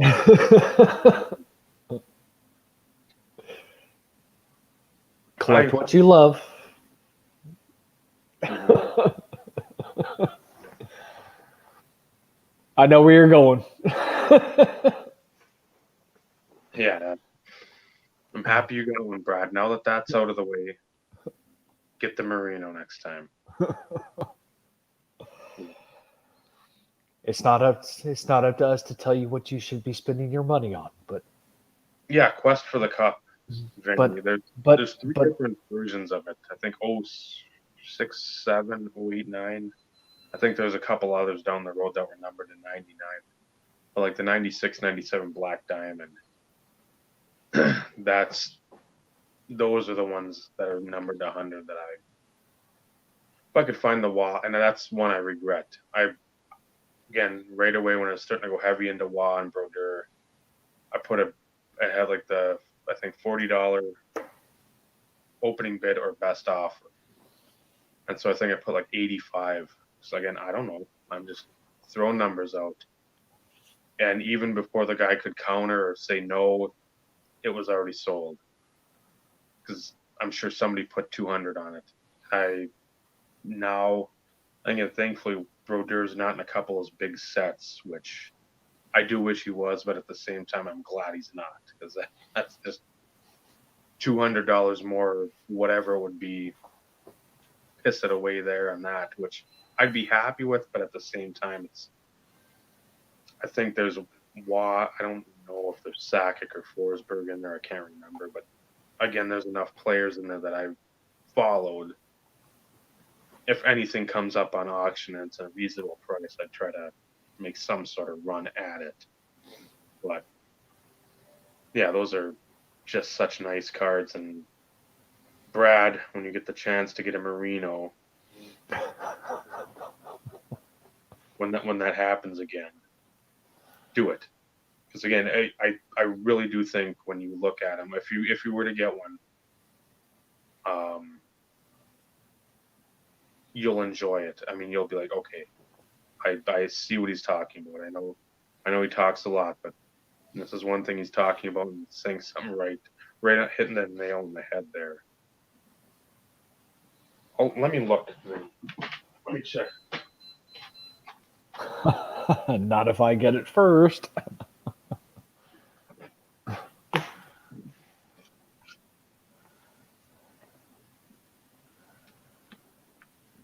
If it pops up in 5 years. Yeah, that's true. Run for the Cup, Vinny. Run for the Cup, it's called. Gretzky, Saku Koivu, Lemieux, Waugh, Yager, Van Beesbrook, Forsberg, Korea, Yzerman, Sakic, Messier, Fedorov, Sundin, Bure, Jovanovski, Madano, Cujo, Solani, Iginla, Lindros. So there's a few guys in there I've liked. So yeah,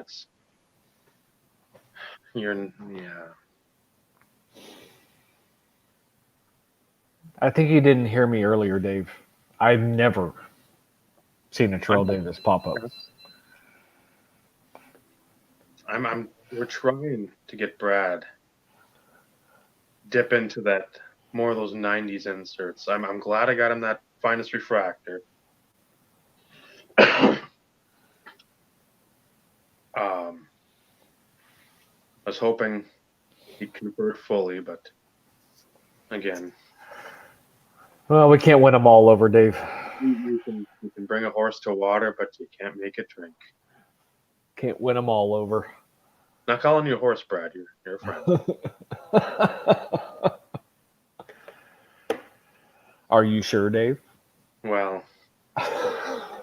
until he shows up in National and punches me in the nuts. More Rochambeau or Capital of Thailand. I don't guard there. So, but again, 3.5 hours.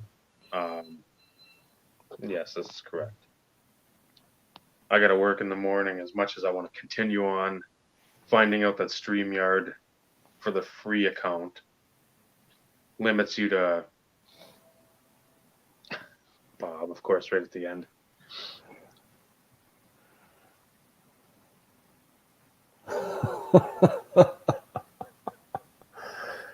You should have known somehow, shape, form, or fashion Bob would pop in right around the time we're trying to.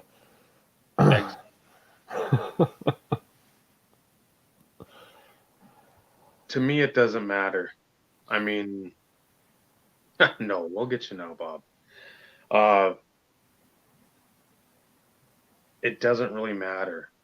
Again,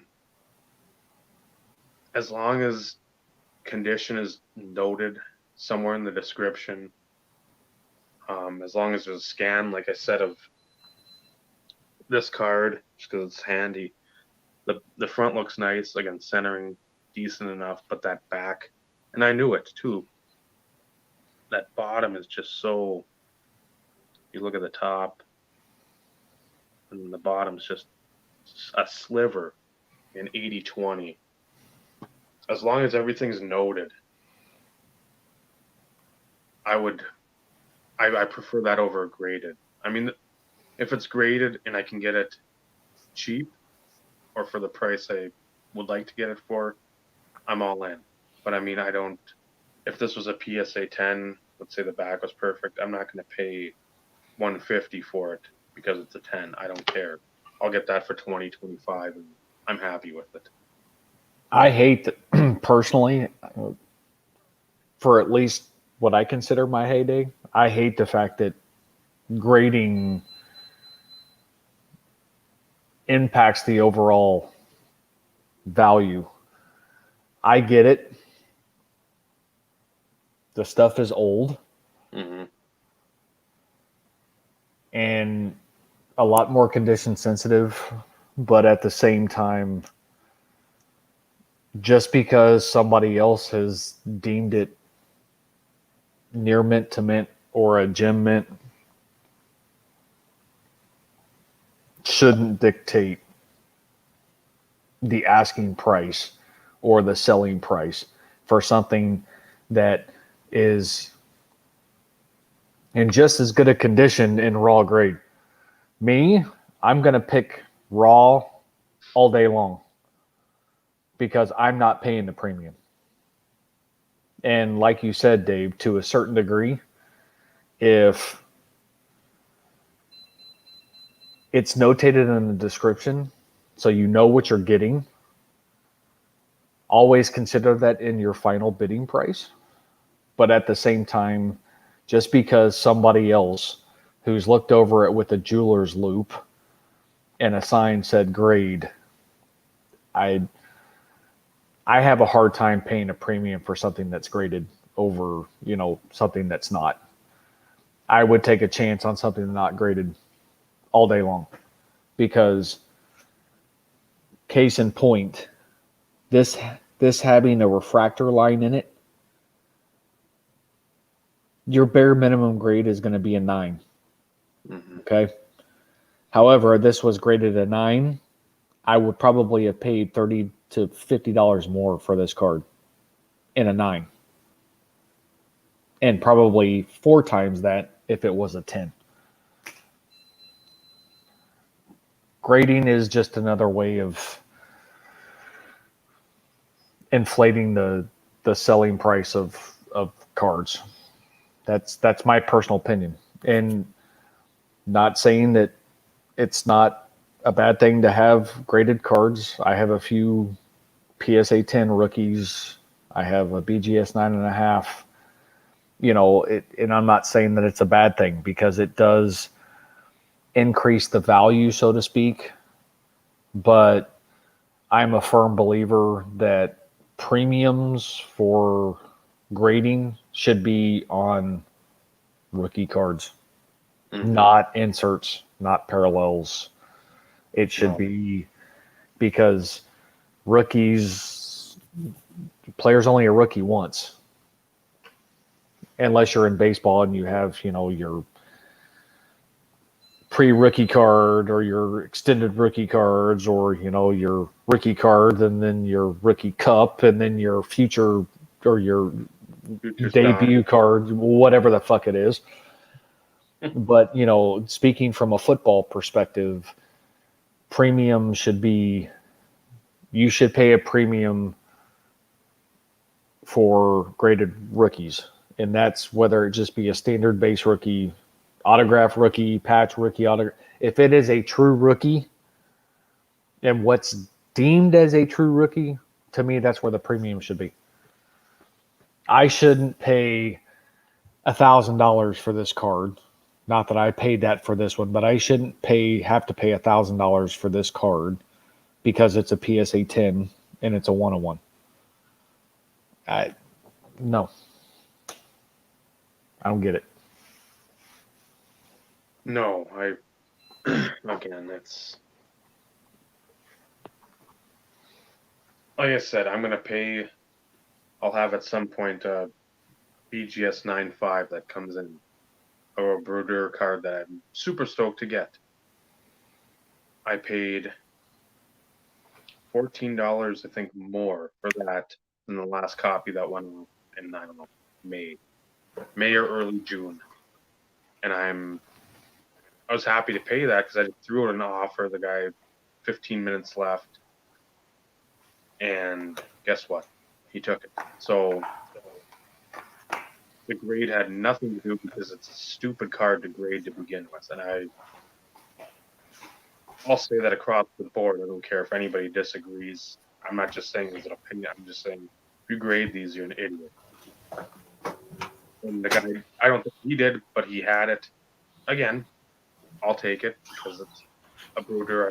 It's high on the list that I wanted, so it'll make 4 of a particular card that I've got this year that I had none when the beginning of the year started. So very happy to add 4 of them of 4 different players this year. I need one more for the hockey quad piece to be filled, and it'll be nice to find that other one. But yeah, it's grading on inserts.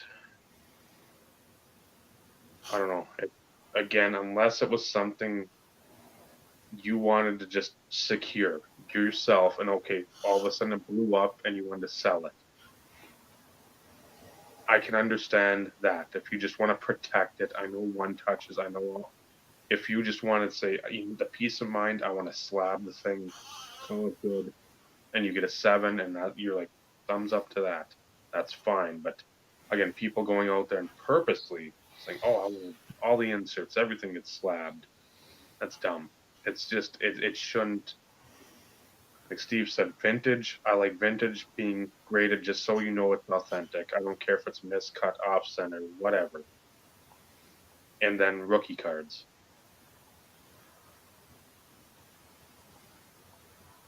Elaborate on that question. Yeah, Bob. You've got words. Elaborate. I mean, that's very broad, and that's why I was. Yeah, that's.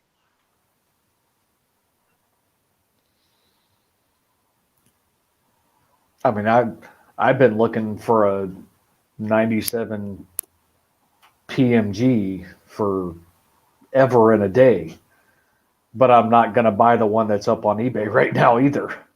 Yeah. $2,600 or some stupid, crazy crap, all because it's graded.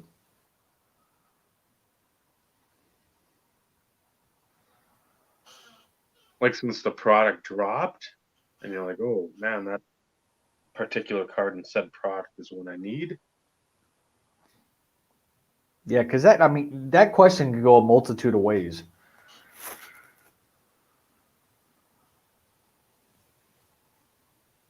Or is it one in our collection that we misplaced, or?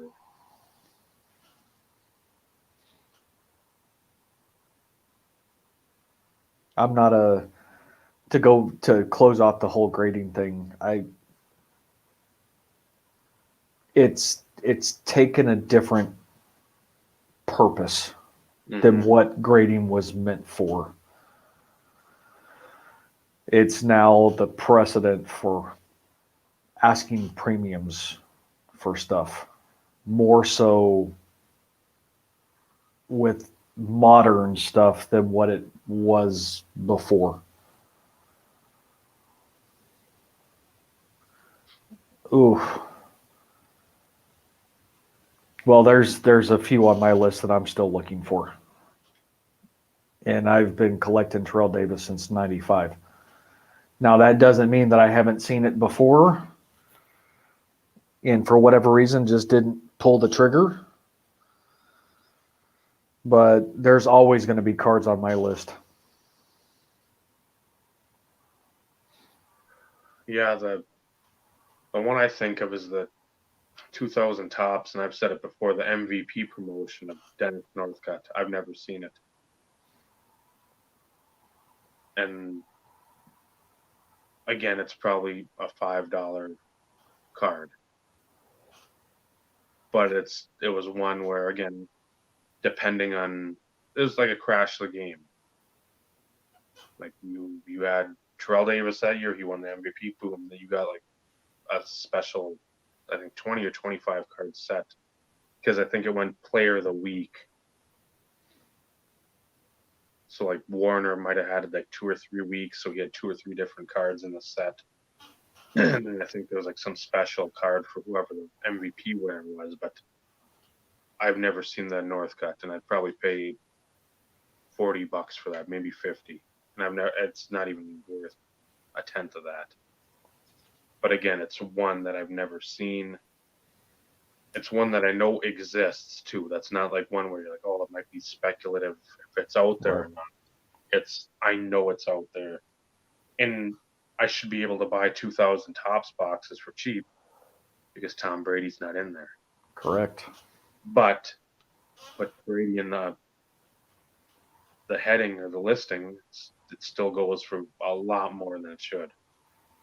I'd pay, I don't know, $25, $30 a box, but I'm not going to pay 60 or 80 for a non-existent Tom Brady Topps rookie.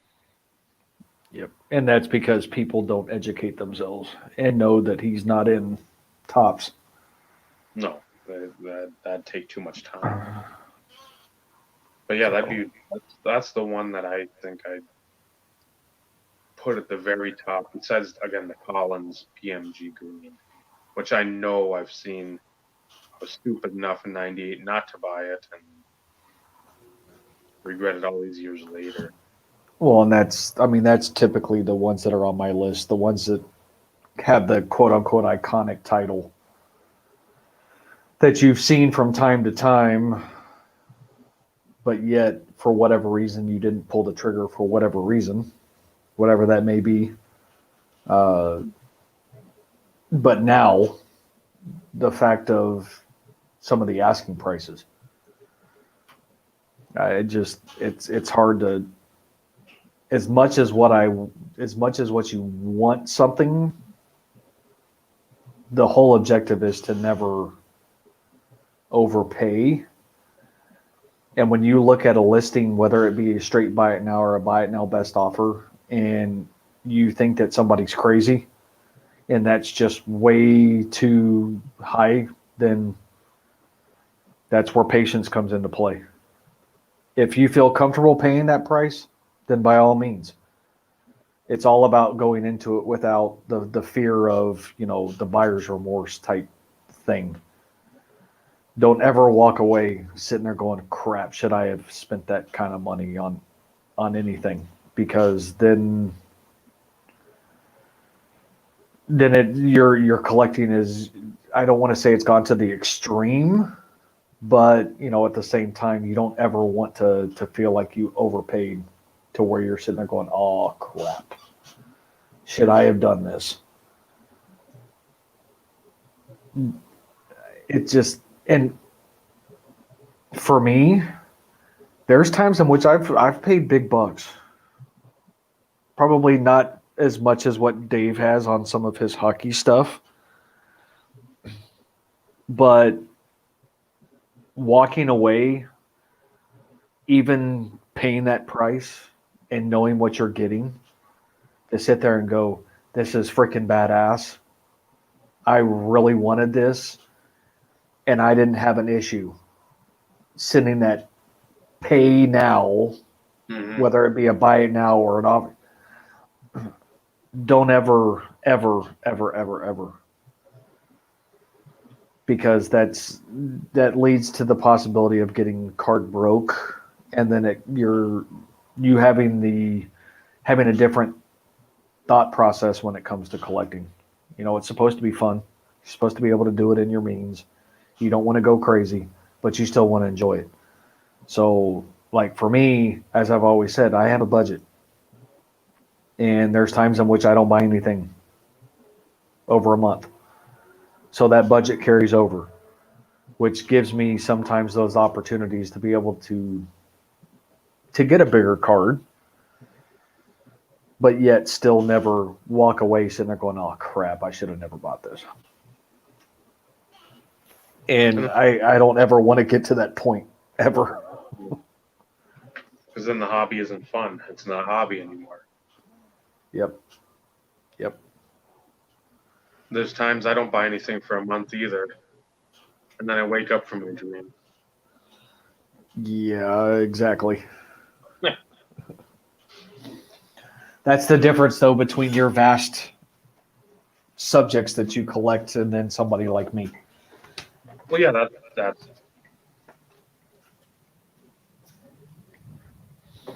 it always keeps it interesting. One day there could be a Mike Sims Walker that I haven't seen that pops up. A week later, there's a Kerry Collins. A week later, there's a Bob Abreu. A week later, there's a Peter Forsberg. Who knows? Who knows who it could be this week? But that's what keeps it fun for you. Yeah. And you know, it's one of those in which things are getting slimmer for me as of late, which which is why I kind of alluded to the fact that, you know, maybe I need to take a step back and start, you know, either trying to plug some of those holes that I can do, or circle back and try and finish off some sets that I've been wanting to finish for years, and because I've just never circled back to focusing on. O2 Topps Chrome being one of them. I think I'm only a small handful away from completing that set. And that was hand collated. I did it by busting boxes and everything else. Now it's to the point to where I have holes I need to fill. I'm just hoping it's not any of the big rookies to where it's going to freaking cost me an arm and a leg. Some of the insert sets I showed in one of my past videos. You know, it's trying to consistently try, or it's trying to consistently find ways to rejuvenate your passion for the hobby and still being able to enjoy it. Well, I'm keeping it fresh too. Because I mean, if you just keep going, and again, not singling you out, but if like Terrell Davis, that's all I'm looking up. But I'm not saying, well, I need Josh McCown, I need his 2002, and I need David Garrard, and I don't even know who else. Javon Walker. I need those guys for the rookies. I should look up those guys. And I hit those. Somebody had 3 of them in a lot. I want it for 99 cents plus 3 shipping. Yes. It's just a little spark. That's all you need. You don't need to have the Vince Lombardi cut or precious metals or PMGs or showcase legacy collections or whatever. To have that spark. Are those great? 100%. But again, you should still be able to find fun and excitement in $5, $10 or less purchases. And if you don't, then you know you've went over to where the charlatans live, and your advice is no longer free. My advice will always be free. Yeah. No, we're not getting monetized anytime soon. I'll tell you that much. Not the objective. Maybe the Jerky Boys can sponsor us. But I suppose, again, like I was saying before, we got Vinny here. I get it. My collection spans 5 3,200 count boxes. Yeah, my Josh Johnsons. But they're all a lot of doubles in there, too. That's just like a stack that's like 4 feet high. If I stack them on top of each other, it's stupid. So But it's fun. I love it. I mean, I try not to think how much I've spent on it because that's probably best for everybody ever, even him or his parents or any relation. But again, I can honestly say I've bar none have the best Josh Johnson collection in the world, and nobody can touch that with a 10-foot pole. Well, I can't say the same when it comes to TD because I know there's a couple others out there that, I'd say I'm definitely in the top 3. Yeah, we don't discuss the prices and the money. No. Better to leave it unknown. Yeah, it's a good idea because I'll do the same. It's yeah, a lot. But again, it's either that or a vice or do something else. Go to the casino. Yep. And you don't want to do that. It's no fun. No. Nope. But like I said before, Bob had all his questions like a 3-year-old at the end of school. For the basic or the free StreamYard, you have 20 hours a month for shows or live broadcasts or whatever. So with that, we're going to try to limit these probably to 3.5 hours. I know we're over it, approaching 4, but had the good audience participation tonight, and that's what we always want. I mean, even if there's not 800 people and comments are flying left and right, people are asking questions and want to know stuff. That's what we're going to try to do as best we can. So, anything else before we sign off for the night, Steve? Nothing from me. Anything coming in? Nope. I still haven't even done my video for the Mirror Red. It's hard to make a normal video of my caliber with only one card. You can do it. I have trust in you. I'll have to find something else to kind of fill some of the length. Yeah. What would you say? 3,200 comp boxes. How many? 5? 5. I have 5. Yeah, you might be able to show some other mirrors in there. Everybody's seen them before. Show them again. just so you can see them again. It's an updated version of it. Yeah, and at some point I need to force the time and actually do an update. But like I always say, it's going to be one of those in which it's going to be 30 parts, and it'll be a 30-part series. I have to, at some point, I don't have to rearrange them, but I've got probably 3 or 4 stacks. I don't know, probably 40, 50 cards each with Josh Johnson. I've got to integrate them all in, and which means probably shuffling stuff out of its current spot into the next box, and then so that's I dread it, but I want to get it done because if that's my main collection, I want that to be at least up to date and organized. Yeah, fully organized. Yeah, I mean, I still have 1, 2, 3, 4, 5, 7 cards I have to integrate. And usually although 7 cards doesn't sound a lot, when the boxes are fairly full and you're trying to keep them to a certain set date range or year range, it starts getting a little interesting. Yeah, I've got, I think 3, 4 rows for Johnson from, 02 is his draft year. I think he's got a couple like minor league team sets, and then 05 he's got a not classic, would be best autographs. I don't know what some minor league thing. And then 06 is when he's got the monster stuff. Yeah, you gotta start showing that stuff off. So that's 95 through 98. And that's base, insert, parallels, and memorabilia. So I have my I have my patches and my autos Separated. in their own separate 2 boxes.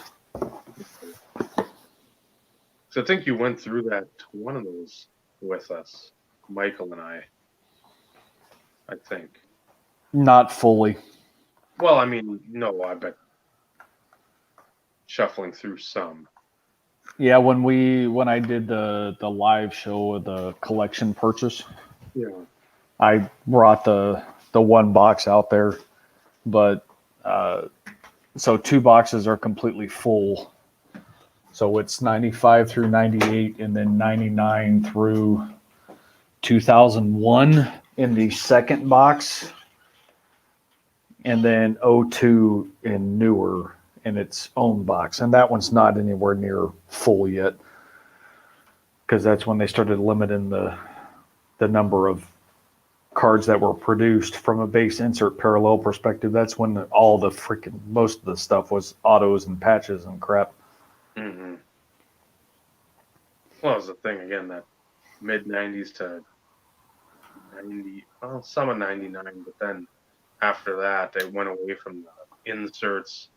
You still had them, but it wasn't as heavy insert wise for like, because again, 96, I'm sure TD had pretty much inserts and everything, and you have 6 brands or 5 brands making 5 different products. That's a hell of a lot of inserts. Then you got parallels and all that stuff. So with my 3 boxes for 02 through 06, there's how many countless duplicates and triples and 15 and 25 and 40. See, and for you, and I'll be honest, I'd love to be able to see the full Josh Johnson. The only thing is I don't want to know you have 15. And I've So thought of doing that where I just be like, okay, here's Topps Chrome. I got 46 of them. Here's refractor. I got 24. I got black refractor 15. or I do it that way. and that would definitely work, but and this is just a recommendation. I mean, it's your stuff. By all means, do what you feel like you want to do. But if and when you do an updated collection video, which, like I said, it's been a long time since I've seen it all. And I know you've showed off some newer ones that, you didn't have from time to time and stuff along those lines. But what you may want to try and do, though, is have like your 1 each in set boxes to where you could just go through those boxes and show everything. And as you're going through it, for when you remember stuff, well, I have 67,000 of these. I have 5,200 of these. And do it that way. Because if not, you're going to be sitting there as you're going through stuff, Counting and scoring and. well, it's not the boring part that I'm getting at. It's one of those in which it would help you, I think, even more remembering specifically what you have, though, too. Mm-hmm. So you separate your 1 each into said number of boxes, let's say. And then when you have the opportunity to go through and make the decision, okay, yep, now I'm going to do an updated collection PC showcase of Josh Johnson, you can go in and know for sure what years you want to do, or if you want to split it, however.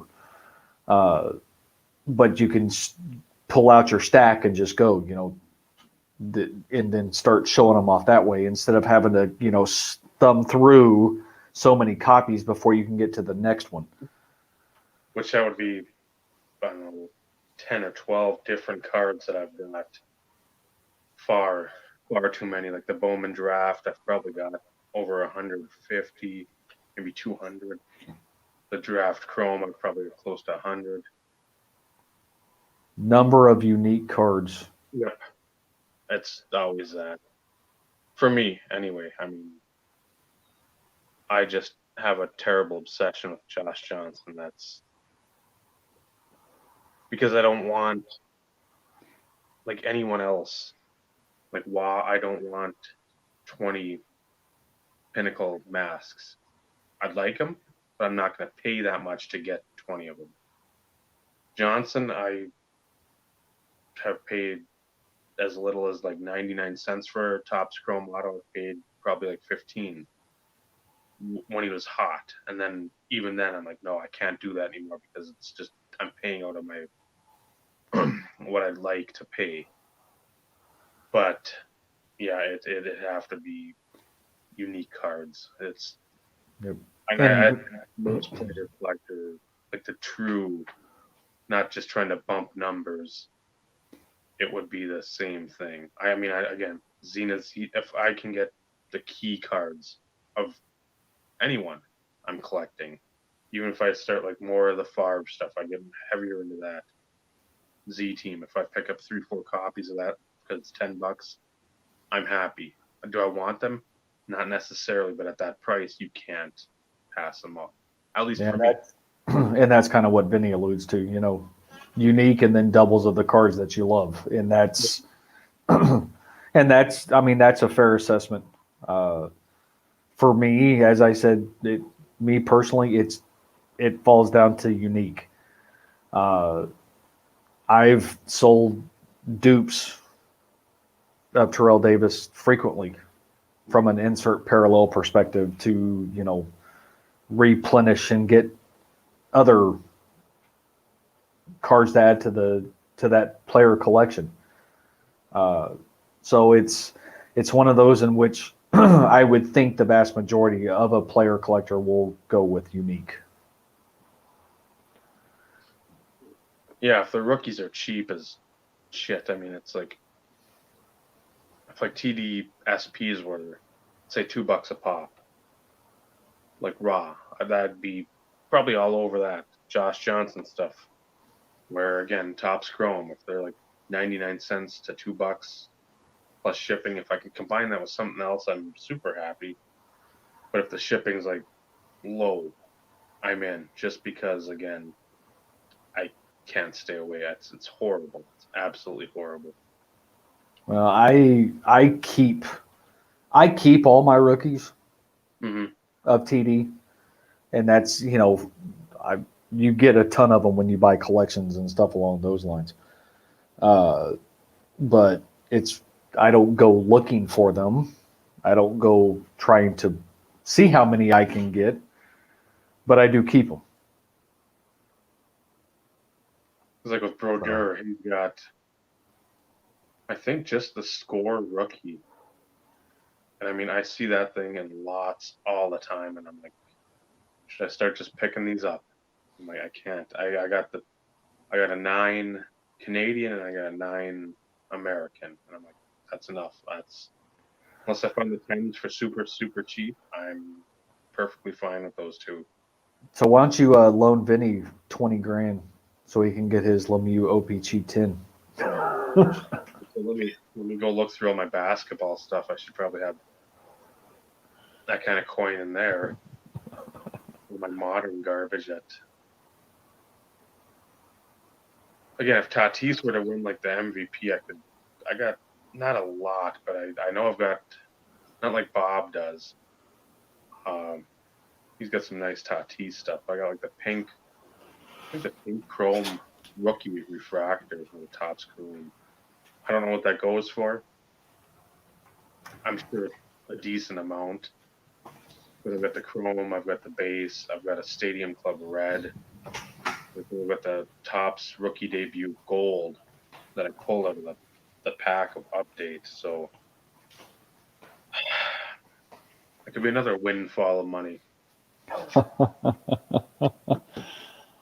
See what I can buy next time. Good. You can buy the card I want.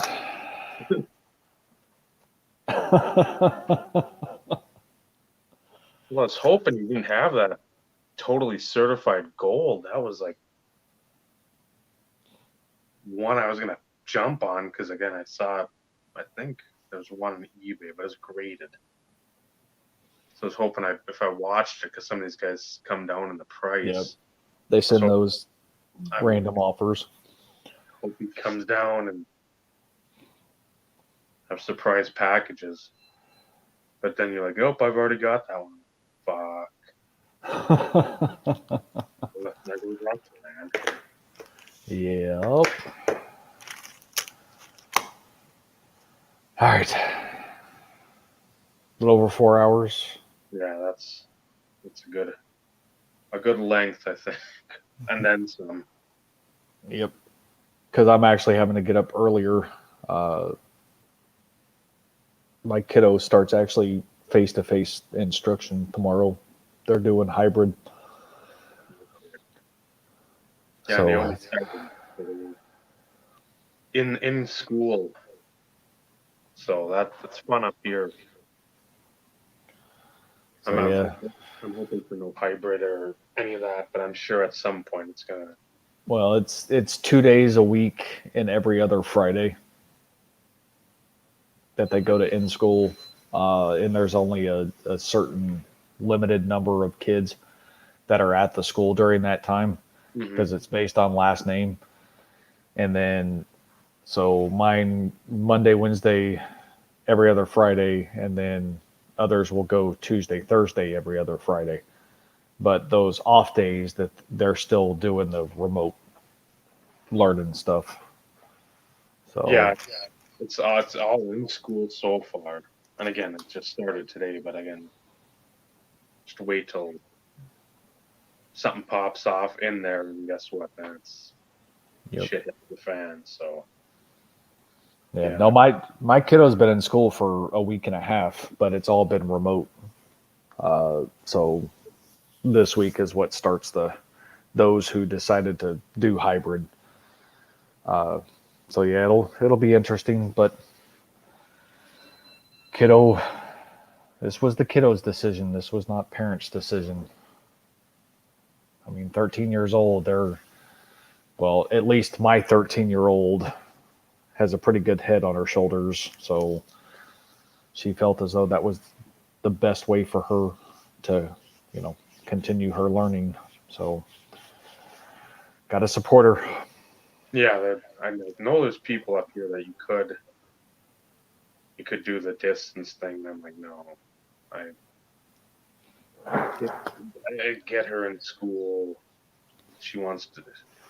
She won't say it, but I'm sure she wants to be around her friends. She's usually around one, her best friend's like a block away, so it's like she's always there. But it's like, no, if you don't have to put any of the burden on the parents, because again, now it's people are gonna have to start going back to work. Some are anyway, but yeah, it's like if you can go to school, you feel comfortable enough, and up here it's not spreading like wildfire, but so that, and Yeah, I've got and what is it, about 4.5 hours for work, so well, my wife and I work from home at least through the end of the year, so that kind of helps. yeah, But at the same time, it's still tough to juggle that interaction when they are at home and they need help with something and stuff along those lines. But it's a challenge for all of us. But at the same time, we got to do what we got to do and be there to support those kiddos and ensure that they feel comfortable with what they feel is best for their learning. So, not saying I fully like it, but at the same time, she got a good head on her shoulders and she feels like this was going to be best for her. And so the wife and I had many conversations, and we're like, we can't Can't force her to do something that is only going to make things more complicated. And at that age, it's very. She's in 8th grade. I mean, it's a big year for her, so I get it. And all we're going to do is be able to support her, and let's hope that the school and the district have their shit together, and really have thought through this, and it works out. But yeah, I asked Naomi, I said, how was your first day? What was different?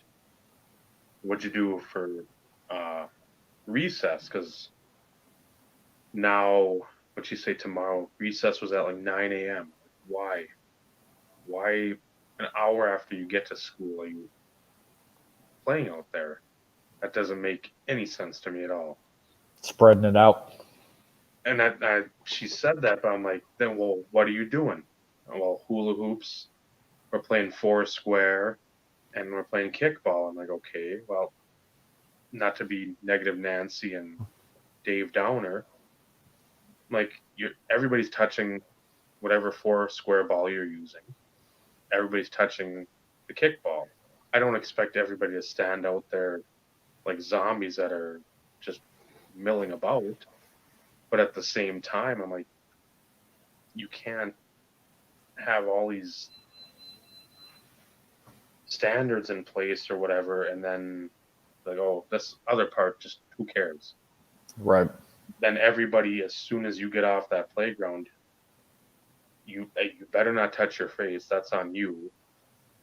And somebody better be at the top of the stairs to have sanitizer right in your hand as you're coming in, or you're going directly into the washroom and Washing your hands. And yeah. But at that age, she's in 5th grade, so that's not. You just touch your face, and we do it all the time too, just instinctively. Oh yeah. And I'm always doing that. Yep. Well, I mean, they have it so scheduled that they even have separate pass period times per grade. So instead of everybody being dismissed from said class at said time for 6th, 7th, and 8th grade, sixth grade gets dismissed at X time. They have 2 minutes to get to class. Then at 7th grade, 2 minutes to get to class. And then they do 8th grade. And they have 2 minutes to get to class. So they are, I mean, I'm giving them props. They are truly trying to limit too many people in a tight space. Mm-hmm. There is no going to the bathroom during pass period. The only way you get to go to the bathroom is during the last 10 minutes of class, which is like break time for the remote learners. Mm-hmm. So I will give the district credit. They have really thought through this to try and really limit and do their best to maintain the 6 foot distance type situation. They have to wear a mask the whole time. Mm-hmm. But it's one of those in which my biggest concern is that although my child is 13, she is very mature for 13. You still have a lot of immature 13-year-olds who are going to sit there and do the thinking that it's funny and realize that, oh shit, it ain't funny, and it's going to be a big to do. Yeah. Because that's no longer funny, and it's no longer a joke, and you can't be doing that crap. People have gone to prison, federal prison, for coughing on federal agents, swearing that they have COVID, whether they did or not. I mean, and I'm not trying to get on my soapbox here, but geez, people, this is where have conversations with your kids. This is not a joke. This is real. And then you have people too that, again, not to bring one of my favorite subjects into it, political. If you got mom and dad that are just puffing out their chest, I'm not going to wear my mask because Agent Orange tells me not to, and it's a fake disease, and it's this and that. It's like, then your kid's going to be a dick like that in school because they say mom and dad being a dick, and it just I just dread it. I just dread it because I hear it at work. I've got a boss who's just a dolt when it comes to this stuff. And I mean, he's not bright when it comes to any current event. It's horrendous.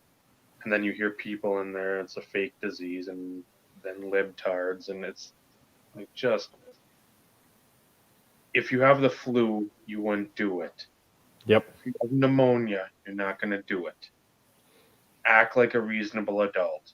That's not too hard to ask. Don't be a dick. If you want to be a dick, I'll get a bat. We'll go back. I'll hit you in the head. You're dumb. No, it's not a smoke detector. It's my alarm system for my house. We disconnected it some time ago, and it's the low battery, but yet it's on a backup battery. So yes, it just keeps beeping. So that's what you're hearing. It's not a smoke detector. And you only hear it when I sit here at the table. No new 9-volt batteries are needed. Don't send out care packages. No, it's one of those in which I need to figure out which one's the backup battery of where it's all hooked up and disconnect it and make it just go bye-bye. But yeah, it'll be fun for school. I don't know. And they get their lunches are now all in class. Yep. And same thing with ours.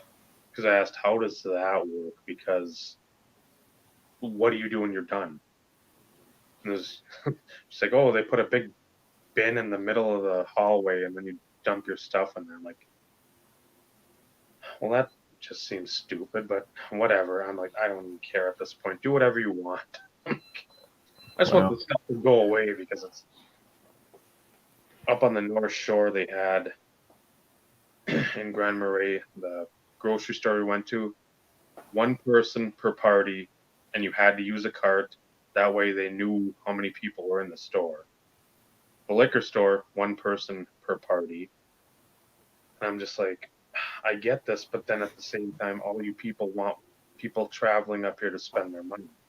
You can't have it both ways, but everybody wants it both ways. And that's where I get frustrated, and I'm like, just be over with, kill me, kill everybody, just do something and be done. I don't care at this point because I'm politics, regulations. I don't want to wear a mask. Somebody wants to wear a mask. They don't want to wear. Yelling at people that are wearing their masks wrong, yelling at people that aren't wearing, yelling for not wearing the correct mask. I'm like, I'm going to get the Bigfoot monster truck out of retirement, and I'm just going to go around the country. Everybody's gone. I just protest of any kind. I don't care if you're protesting lethal injection on puppies, Cabbage Patch dolls, pesticides. Everybody's gone. Just monster trucks are making a comeback. Thanks, Dave. Doing what I can to help everyone out in these uncertain, trying times of 2020. Hi. I was gonna say, if you're getting on your soapbox, I was gonna make sure I got above you on mine. So I guess with that, we can wrap it up. Again, exactly, Gravedigger. I'm gonna need a lot more space though. If I'm gonna have everybody's name on the side of the vehicle, it's gonna have to have like fold outs. See, never know what you're gonna get. So that's the fun part of this podcast. Nobody else is gonna go on these tangents and rants. No more questions from Bob, so I think we're clear. Well, even if he has more, we're clear. Yeah. So, Steve, I'm Dave. Thank you for watching. Till next week. Yep. I left you speechless. That's something. That's a first. Well, I was waiting for your outro. I'm gonna do it. I was waiting for you to say anything. Oh. Great episode. Remember, building collections is fun, but building friendships, it's something meaningful. Good night, everyone. Good night, guys.